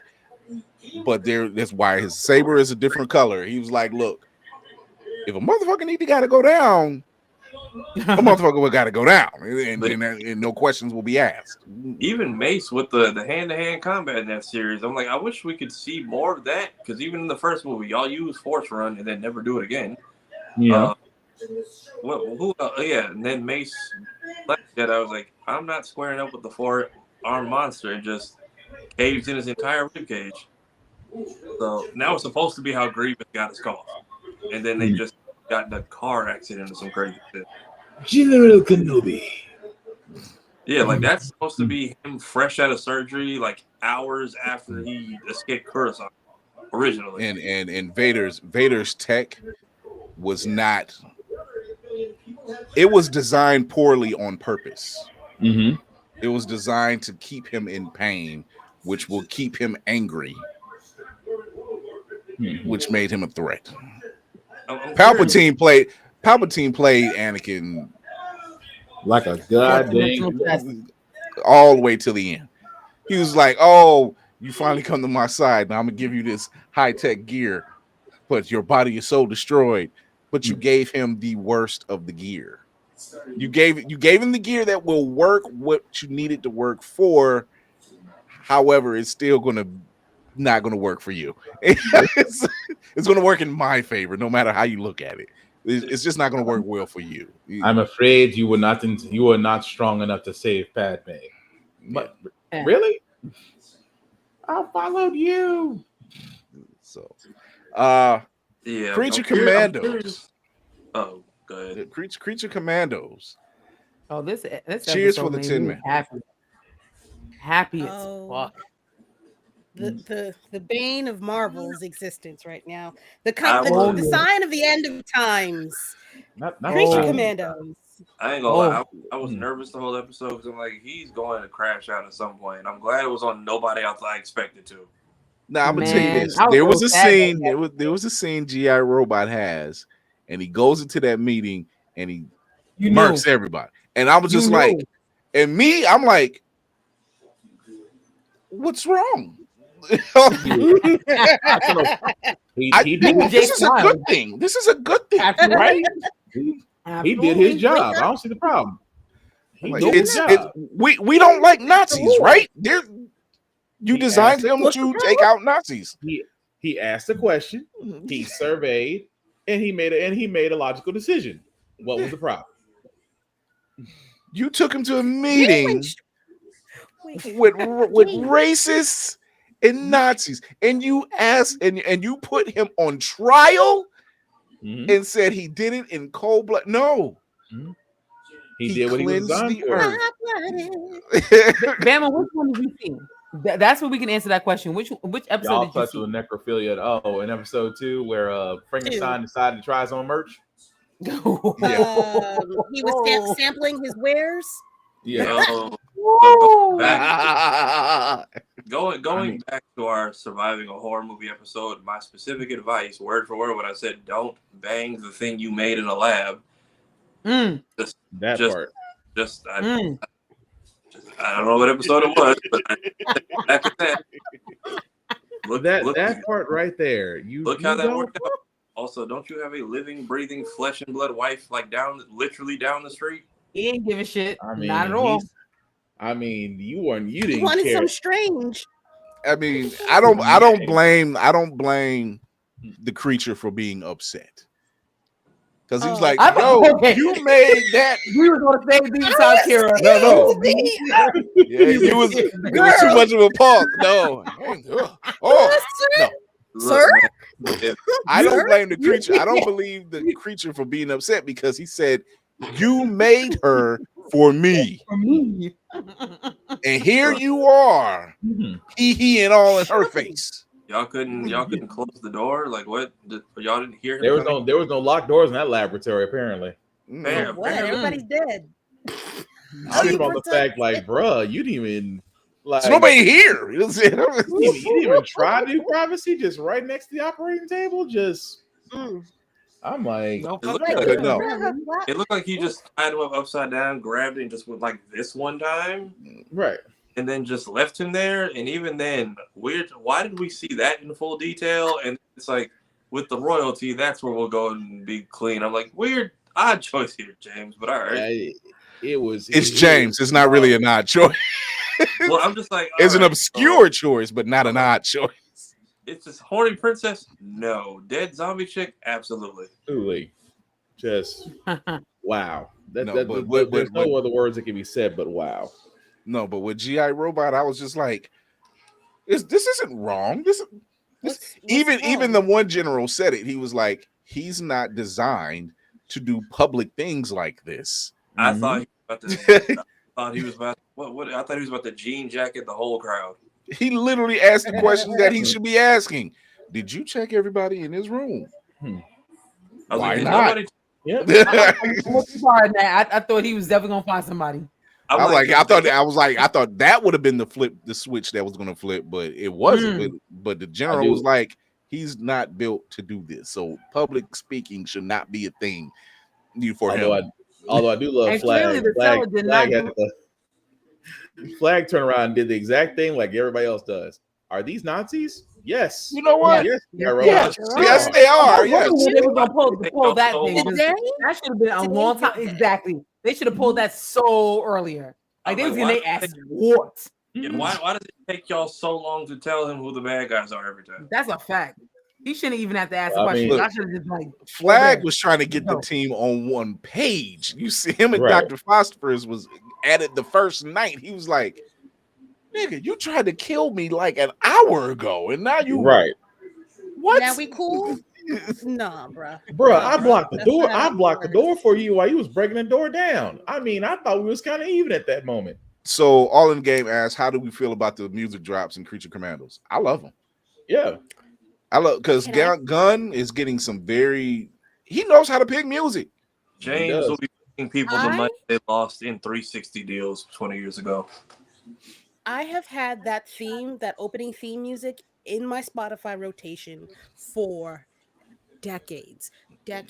I shit you not. When I heard that, I said, wait. All I gotta say is those obscure bands that are about to break up, submit your music to James Gunn at DC Studios. It worked out for Wigwam. Ain't no telling that what. part. We was all singing that. We was all singing that moment. They are. I've listened when after Peacemaker season 1 dropped. I was like, let me go back and find their stuff.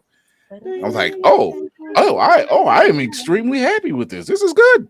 I'm so curious how they address that because I thought this was going to be.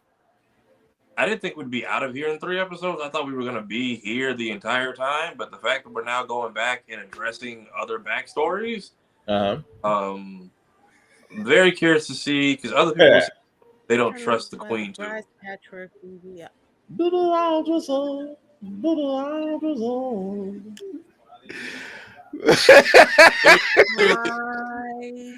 Okay, so Mal says Victor got turned on by the bride's patchwork BBL he created. He was admiring his work a little too much. He wanted to make sure there were no divots in the body. That just sounds like what a napkin would do. Stop playing. At this point, like all I gotta say is weird science. This point, giving them both should just gave both of them some social lessons. Like, all right, this is your wife, but like, nigga, Aaron the hose was a zombie. Just he was trying to tell him in the beginning. He was like, hey, she's like a baby being born. She is just so then technically he would be the father and he banged his daughter. Like, yes.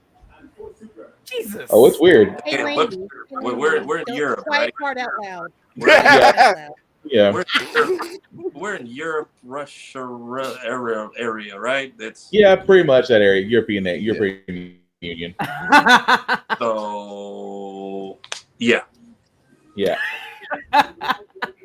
What the fuck was that? I don't know, but it was funny though.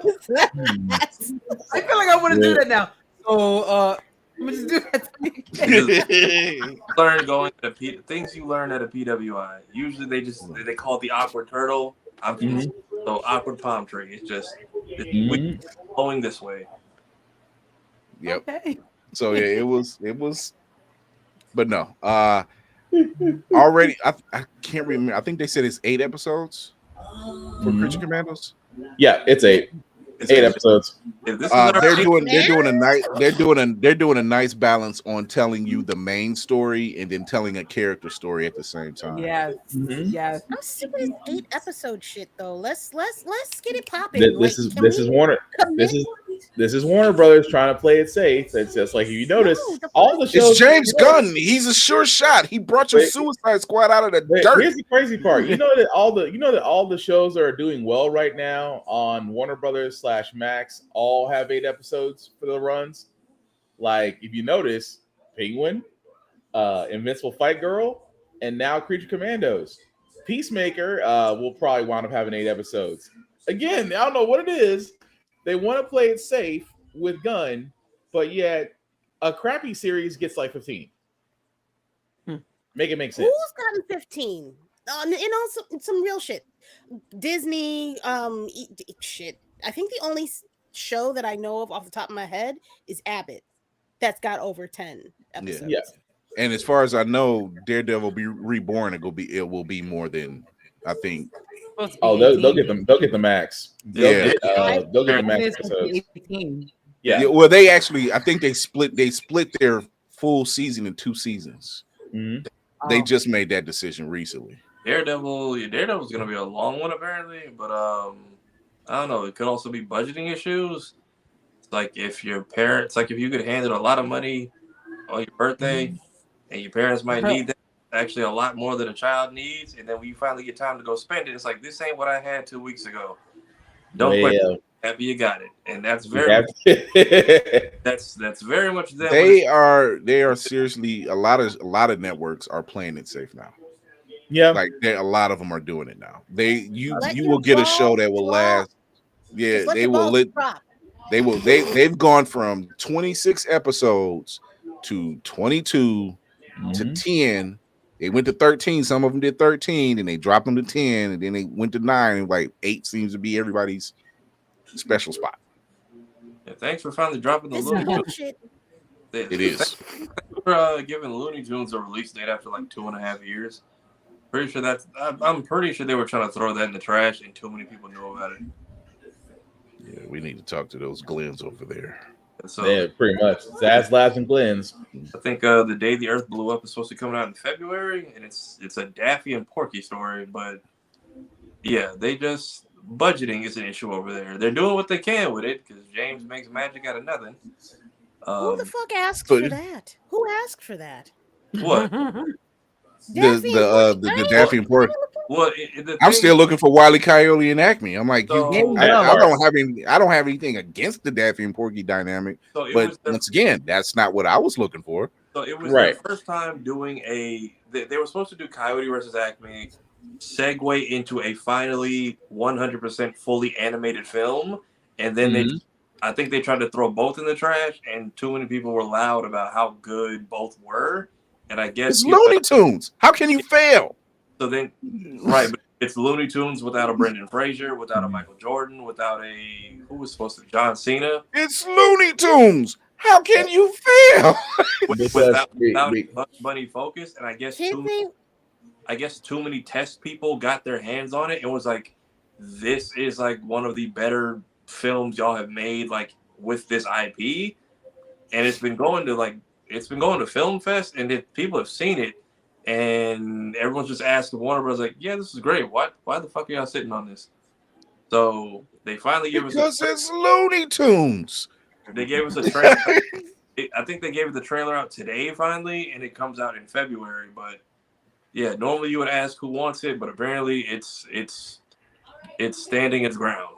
I don't think the people up top are happy about it, but pish posh, right? Like, I'm telling you. Position to take, James definitely has to have a "don't touch shit" clause in all his He contract. does. He literally does. He told them. He said, "I'm going to rebuild this. I don't want y'all touching this." That's why he's behind just about all of the DC projects. He's behind every last one of them. They don't get a movement unless he says something. Because he's like, he had that same clause with Guardians. To a certain degree, he had that same clause with Guardians. Yep. You got to check with me first. Although Marvel learned their lesson real quick. Marvel said, "Oh, we'll let you go for previous tweets," and DC was like, "We'll take you." And then Marvel the whole crew was getting ready to walk. They was like, he made over old tweets. Yeah, I guess Brightburn was a good enough concept. I wasn't a fan. It just Brightburn. They were like, "All right, our bad," and then they brought him back for Guardians 3. Oh, because they realized they needed a part 3 in the holiday special. It's like, oh crap! That too. Like when I was curious to see what he was going to turn Brightburn into universe wise. That intro of a film though, he left it at a good. I'm sorry, I'm not gonna lie. He left it at, as much as I would have loved to see a universe from that. As much as I wanted to see a universe of that, I'm glad they left it where they did. Because if that's not what he had planned, then at that point it's one of the executives say, "Oh, this would be great. Let's do it." No, we don't. Well, remember at the end of the film, his brother is the one casted as the news director. Yeah, and he's like, "Yeah, we got the crazy person flying. We got the water witch. We got this thing out in the woods." And he's like, "They're all coming to eat us." And I'm like, "Okay." James was setting up for a massive play, and then Marvel was like, I think that was him showing I could do this over here. And then they said, "All right, come back for Guardians." And then same thing over here, but I'm just like, please learn from the fuck sticks down the street, like you said before. Don't bring him in and then start kneecapping stuff just because you want to save a few bucks. So unless you're Deadpool with Linda Carter, right? That's so this let him go balls to the wall. Cheers for the Tin Man, but please put him back together. Justice for G.I. Yeah. Because I'm sorry, that scene when he was doing his thing, and then Cersei blows him up, and I was just like, no. Only for her to turn around and say, "Oh well, the end is coming." I am trying to save the. You have doomed the world, and I'm like, oh. How are you talking between the spinal scratches, which I think you took? Pretty sure he like poked each vertebrae individually, and the melted face. How are you alive? Right. Magic. Yeah. Wasn't that what the crotch kick was last episode, though? The breaking the jewel so she's not as strong magically, or was that just James being funny? That's what I thought it was. Funny. James being funny, yeah. Okay, that was one thing James is going to do. He's going to give you a dirty joke in there. It very much was the power. It was very much the power of Bobby Hill, and that's my purse. Yeah, not that's my purse. I don't know you, and really. I like I like where they're going. I'm glad it's a week to week. I'm glad it's not one of those things where they're just dropping it all at once and then you burn through it and then like now you're stuck. Because we've already because after Agatha All Along ended, we were like, what else are we going to watch? And then we got Penguin ended a week later, and then we got something else. Then we got Cross, and then we got a bunch of now Secret Level just dropped. We've been getting shows. We've been getting shows, and their timing is just right. I'm like, yes, go back to your weekly release. It's perfect. I need these corporations to really start fighting for the people, so we can get 3-day work weeks, so we can watch all of your shows. Please advocate for the people.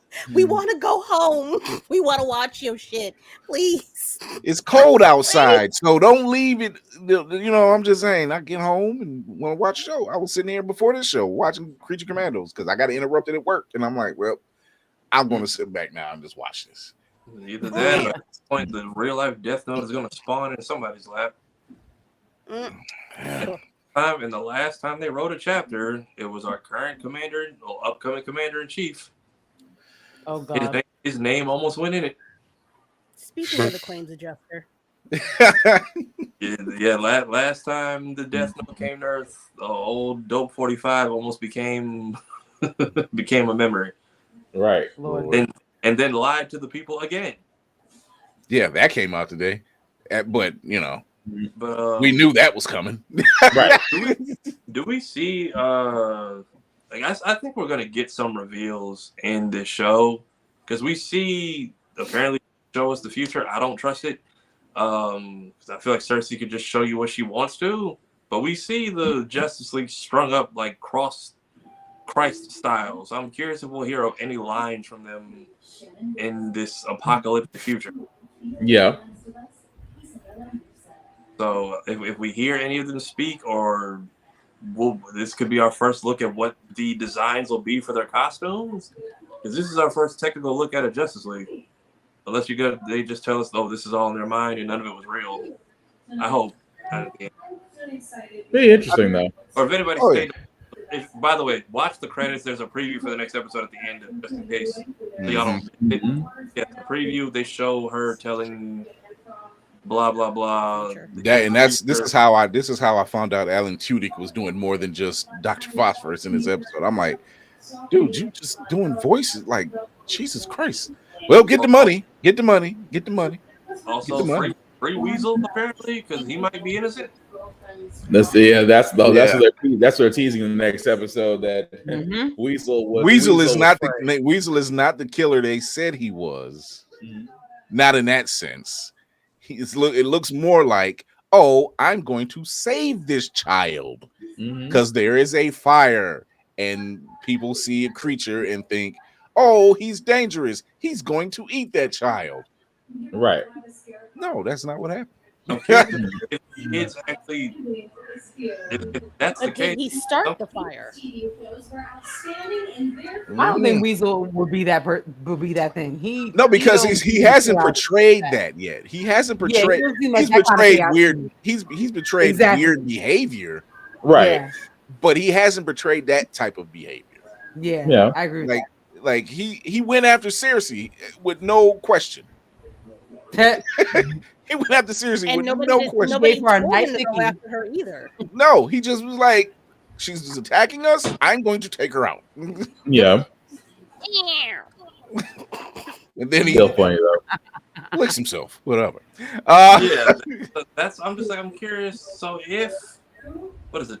That it's a one-off show. I'm trying to think. Is this going to be like a Dead Man Wonderland where somebody murdered all these children and you just got the blame for it? Probably doesn't wind up being. Did the janitor do it? Did Mr. Johnson cap all the little assassinate? Shut up! Shut up! Don't put Mr. Johnson in this. Not Mr. Johnson. Did Mr. Johnson assassinate all the little abbots? Now that elementary goes wrong. The PCA dad, that guy, he would do it by accident. Tariq, there we go. He would do it by accident. You know that it goes wrong. That's going to be the crossover episode. Yeah, I mean, if you really sit back and think about it, because we still don't know what the what is the fish girl's name? I can't think of the fish girl's name. But everybody else, they haven't. I think it is Nina. Yeah, it is Nina. Nina. Yeah. Nina. If you think about it, each person on this team, you're looking at them like, what did y'all actually do?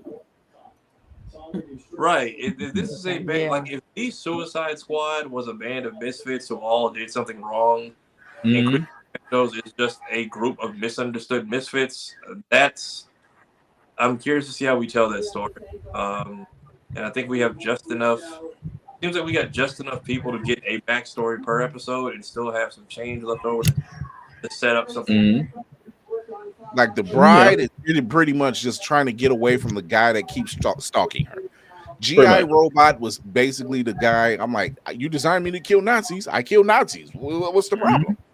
The fact he actually did bond with those soldiers, and they actually were his band.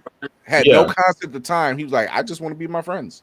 I'm like, why did nobody tell him like, hey, your friends are like all grown up now with kids who are growing up. You did good. This world, you talking World War II, so not just grown up and died. I'm saying, like, when they were showing this flashbacks, I'm like, not one of y'all told him, hey, the war's over. Like, I if not eliminate that entire TV crowd, I was expecting them to like pivot, like, hey, the war is over, and in the crowd is all the children who grew up because you won. Like, relax.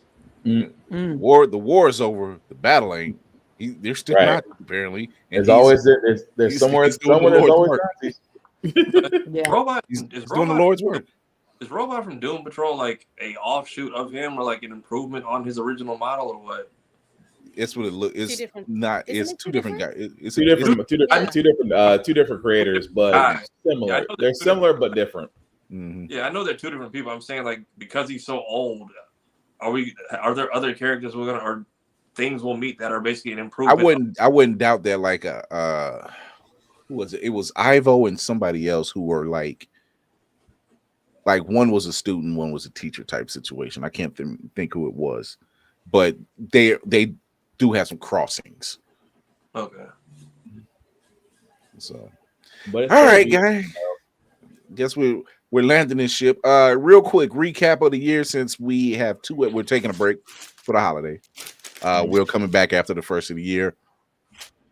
But since we won't be here for the year end, we'll start with the ladies. I don't know why Kira looked all like she ain't going first. That's a fact. I'm letting Lainey do it this time. You only said that because Black Spartan said something. God damn. Fine. Because maybe that's okay. I got you. Kira packed up like she was getting off the plane first. Listen, I mean, this year has been very up and down for me, to be completely honest with you. So it's a little warped in how I feel about the year, even with the happiness that y'all bring me. So I would just say, obviously, BlerdCon is always going to be one of my highlights. It's when we get to be together and do cool shit. Even this past weekend, being with Navy, I was able to escape reality and just like play board games and learn about board games, and that's a new thing for me because I'm not really a board gamer, but I might be. And on a personal note, just streaming, I got to finally stream, and I was very happy, and I continue to be happy streaming. Yeah. I think this has been a season of growth. More, yeah, growth. Yeah, especially when I'm with my little girl and we're singing "Defying Gravity" in the car on the way home from track practice.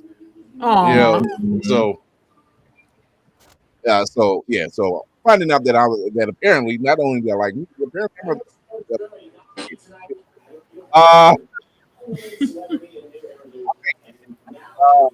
lady man, what was your year ending? Yeah, yo, on the strength of everything, fuck 2024. Hope you step on the nipple. You's a hoe, your mama's a hoe, your granddaddy's a hoe. Fuck your life forever. But what got me through it was y'all. It was very. It was not the best year. I'm not gonna hold you. If I had to pick a year to be my favorite, it would not be this one. But I am. The silver lining is y'all. In this stream circle. I'm a little bit drunk because I drank too much wine too fast, so I might cry. Too much too fast. So too much too fast. But good wine, not cheap wine. So I'm also grateful for that. For having good taste. I am. Oh boy, I'm very glad that I have pushed through.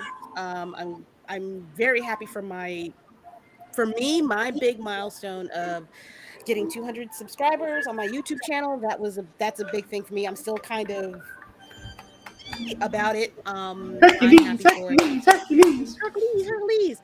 I have discovered that I really, really actually do love comics still.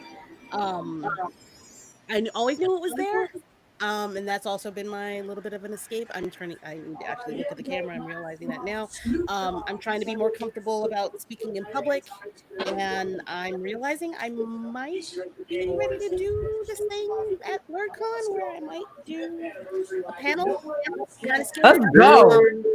So 2024 is been a hoe, but 2024 it's helping me actualize and visualize a good 2025 despite the fuckery that's coming. I know that's right. Thank you, Trey. Also, Mosley. Thank you for that. Damn, Trey. The man is showing it. The fact that we show support and love and we get that support fed back to us in this way, man, dude, I really appreciate it. Thank you very much. Yeah, I'll get this. that. This ain't no Trey got money. Oh man, Tafari. Wait, you were done? You were done? You were done? Yeah. Okay. I'll start to cry, so I'm good. Well, you know, that's good. No. That's good for numbers I'm a too. lady, but fuck that shit. I ain't gonna cry. I ain't. Okay. Fuck, bitch. Get that tear back up there. Get you back up there. Why are you gonna tell? You gonna be like that? Get that tear back up there. Oh man! All right, Tafari, what was your year ending recap? It's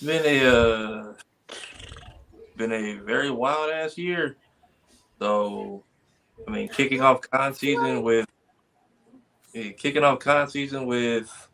couldn't even get mad, like getting laid off of a job that I think was taking years off my life. So I was happy to leave. So, yeah. And then just kind of getting to venture out and just explore different parts of myself over the summer. So I got to this was kind of the year of just 30's approaching. Just kind of getting everything off my bucket list. Just putting out ideas I've always wanted to do. Finally getting to this streaming thing that I've been sitting on for a long ass time. I got to direct my first piece of work with other people this year, and that was a different experience. Name drop. In fact, I'm about to say you had some big names in this, so don't do that. Don't do that. Right. Name drop. Yeah, if y'all because I got one coming down, I'm putting in here. It came during the stream. Yeah, if y'all saw the Powerline sketch with Cleo Thomas and Dimitri and Kira and a bunch of people in the background, that was me. I was also the one who grabbed the 3 Steves, who apparently were the most popular ones out of that entire background. Technically got to be a part of the rollout for my favorite movie and game franchise, so that was cool.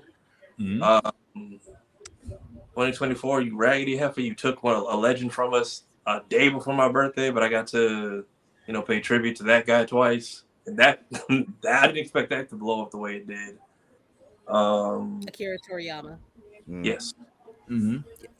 Long live Sensei. Yeah, but I got to pay tribute to him in my own way at our spaces, and to see so many people without me even saying anything contribute to that was cool. But yeah, I'm hoping to just hit the ground running and start some. I don't know. I want to try to do some other things next year. I'm just trying to figure out how to properly execute them. I'm still brainstorming. If any of y'all have stuff like in our space who make things or sell things and you don't mind parting with them for a project I want to do for Black History Month, let me know. I'm trying to do something. All right. Spartan, year cap it. In the words of Shabuzi, man, what a hell of a year it's been.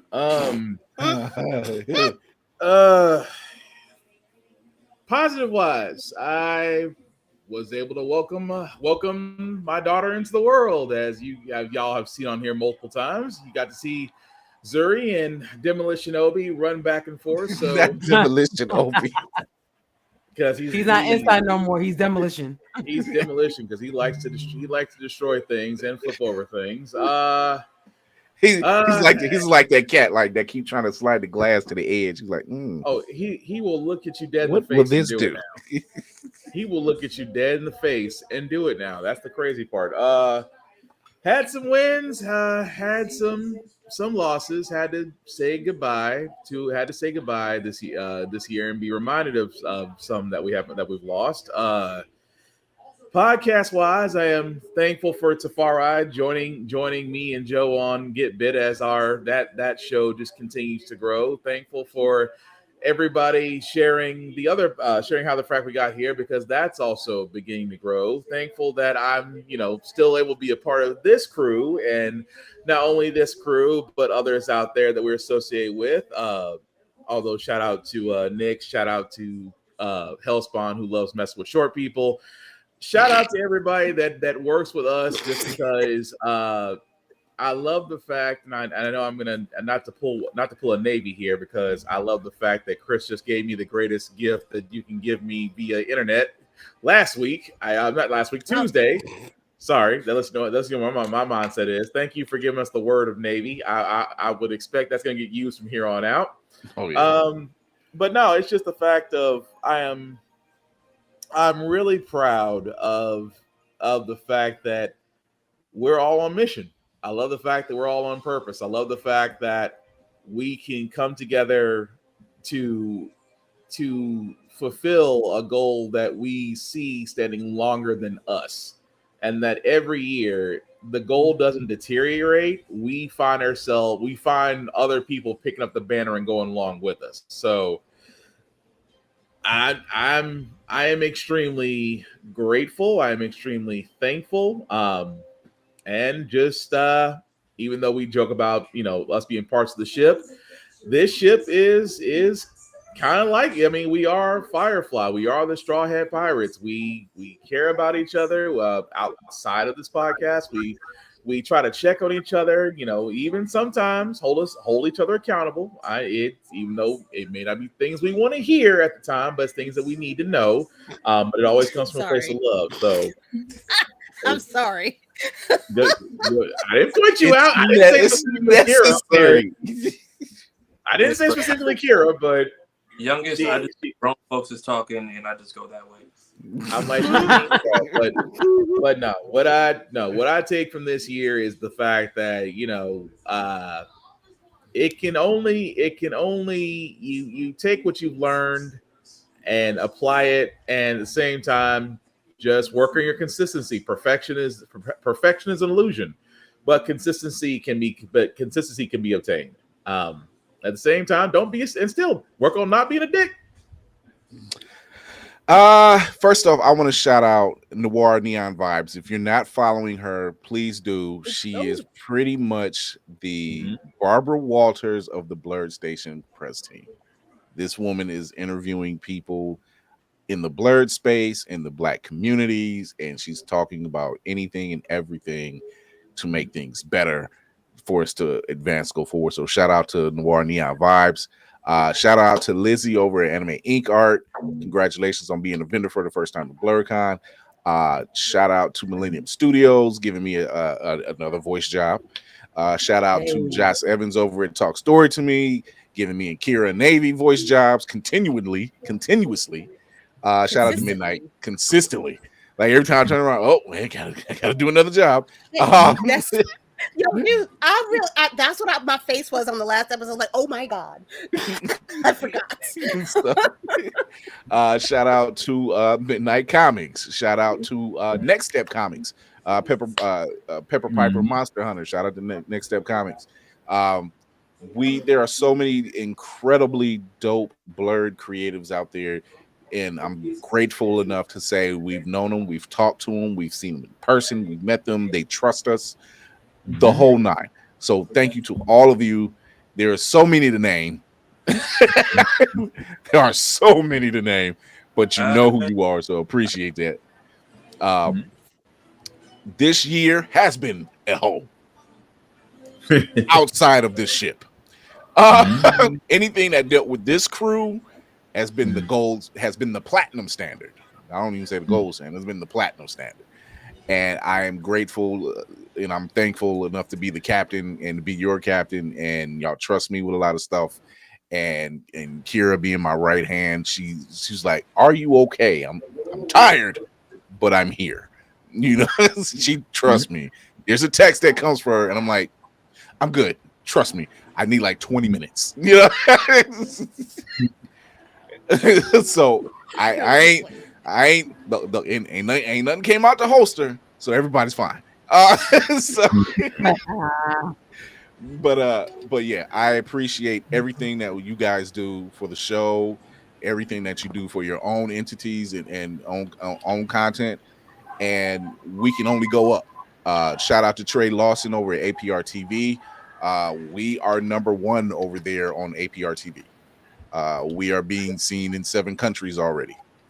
So I advise you, If you are watching right now on the YouTube channel, you should be hitting that like, subscribe, and that notification bell. You should be telling other people that are in the Blerd community and the nerd community, because we do have several allies. Checking us out. Opulence Radio is another one. Check them out as well. Shout out to Opulence Radio, the team over there. Hey, shout out to my man's Darius, DC Chambers over at What the Shit. That entire team over there, What the Shit. Fresh Zone TV. Give them the just due. My man is out there working his ass off.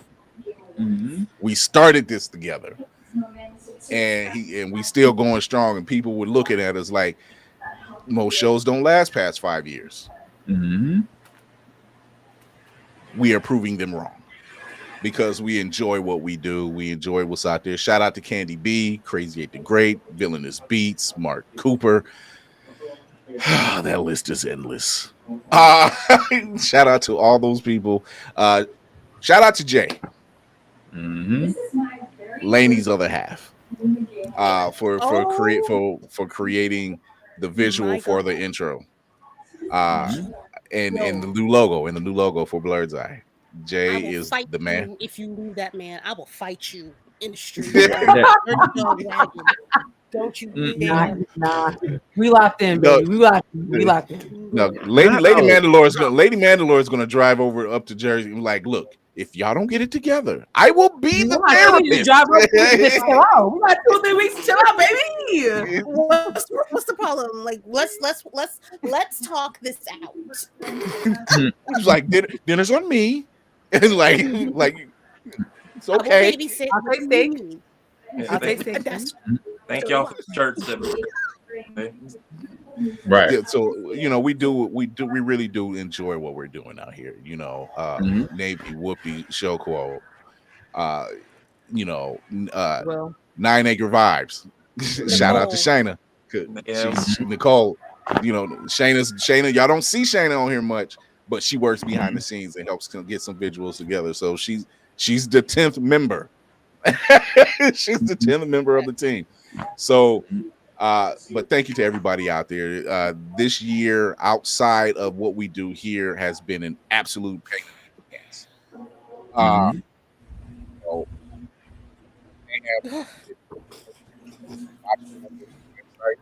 Oh, you're underwater, baby. Oh, you're underwater, sir. Underwater. Breathe, Captain. Breathe.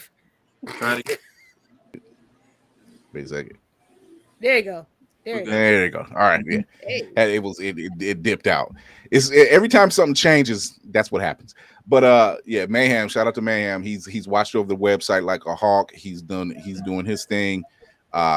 We always check on each other, like Spartan says. So thank you, crew. I want to thank you guys. I know I did it last week. I know I probably did it Tuesday too. But that just shows the appreciation I have for the crew that's around me. The captain is only as good as his crew, and this is a dope ass crew. Now, that being said, you can watch the playbacks. You can wait for us to come back. You can go watch the playbacks until we come back in 2 weeks and see the final 2 episodes. Tell your friends to come back and watch. Let them catch up with us. Yeah. Let me just because I'm exhausted, but here are the numbers for the nerds. All right, so we hit 500 subscribers in January, 2,000 a month after that, 3,000 the week later. Total views for the year is 230,000. Total impressions is 5 million. Interviews, we had Keaton Thompson, Phil Lamar twice, Cloudy McDoom, Stephanie Williams, Denitis Quinones, AJ Beckles, Tony Weaver Jr., Jay Lee, Ahmed, Best Mo Lowry, Kevin on Stage, Najee Jeter, the team behind Yanu, Chase Conley, Cleo Thomas, Celestial CJ, Blake Koala, Atan Wakani, Zach Fox, Lee Majdub. IRL sit-downs, we had Cleo Thomas and Wes Armstrong, the Vigilante documentary, Jason Michael Primrose, Midnight Comics, Kaish Black, Roxy Hayes, Sir Julius Cosplay, and a bunch of other people. Those are all on the interview and on the Blerd's Eyeview IRL playlist. And half the revenue we made this year all came from donations. So thank you all. So as we shoot this ship and sit down, the glass is dry. The eyes are not. Remember to educate yourself and others, entertain yourself and others, and most of all, encourage yourself and others. We will see you guys in 2 weeks. Go watch the playbacks. Oh yeah, Moreira's run on Storm. If you're missing out if you're not reading it. Lord have mercy. Some of the best writing for this goddess I have seen in a very long time. So go pick it up. Get the variants too, because Jesus Christ, those variants are amazing.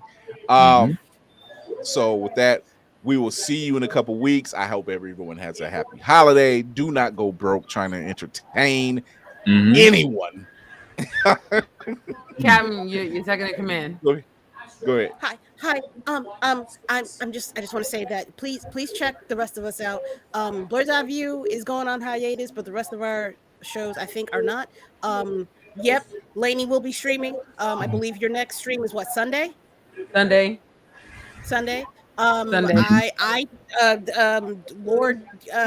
Get Bit Tomorrow. podcast is on Friday. Yep. What time? 9 tomorrow. 9 p.m. tomorrow. Central Standard Time for 9 p.m. So 10 p.m. Eastern for you Eastern Coast folks. Correct. Tafari will be walk talking gaming over the weekend as well. I don't know what your times are. It's a little sporadic. Just hit the bell when I'm live. But you can find everybody if you go to the home tab of this channel's page. I have everybody listed with your individual accounts in that order. Me and Navy will be streaming on this Sunday. We are going to be talking. We talking about this bitch right here. We talking about Storm because baby, mother is mothering. This Sunday at 7 p.m. Eastern Standard Time. And when are you gaming? Because you didn't say that either. I will be I will be gaming. Oh God, I will be gaming on Friday at 7 p.m. Eastern Standard Time. I will try not to finish this game before I stream. It's getting good, y'all. It's getting good. I got lost in the clutches. I will say when it comes to Storm, and I'm going to agree with Michael Simon, aka Black Gay Comic Geek. First off, shout out to Fantastic Frankie for getting that deal, doing the podcast about the DC showcase. So shout out to Fantastic. That is hot. Black Gay Comic Geek, Michael Simon. He stated that the charmed ones of the Marvel universe are as follows: Storm, Jean Grey, Scarlet Witch. And you know what? He's right. Yes. He's right. They are the charmed ones of the Marvel universe. Yep. And we are prone to. I need fan art of that. With them and Mystique. Ooh. Thank you. I'm about to say I need fan art of that. Yeah. Ooh. So. Ooh. Yeah, we know people now. So literally. Yeah, we know people. So lights on her channel now, so you can check more than just Sunday and Friday. Yeah. So we are getting out of here. I got a pup who's probably like, "Hey, I need to go to the bathroom," and I'm just like, "Yeah, it's cold out there. You're not going to be out there long." So I know we will see you in a couple weeks, but be sure to support us on all the other channels. You will still see some clips coming from us and everything else. You'll still see reels and everything like that. Be sure to follow. Be sure to support, subscribe, all those great things. We are always around. We're pirates. We're like Voltron. We came together to do one thing, and we're spreading apart to do what we need to do everywhere else. Because good Lord, this world needs more like us. That being space pirates. I decline your Seaward ship.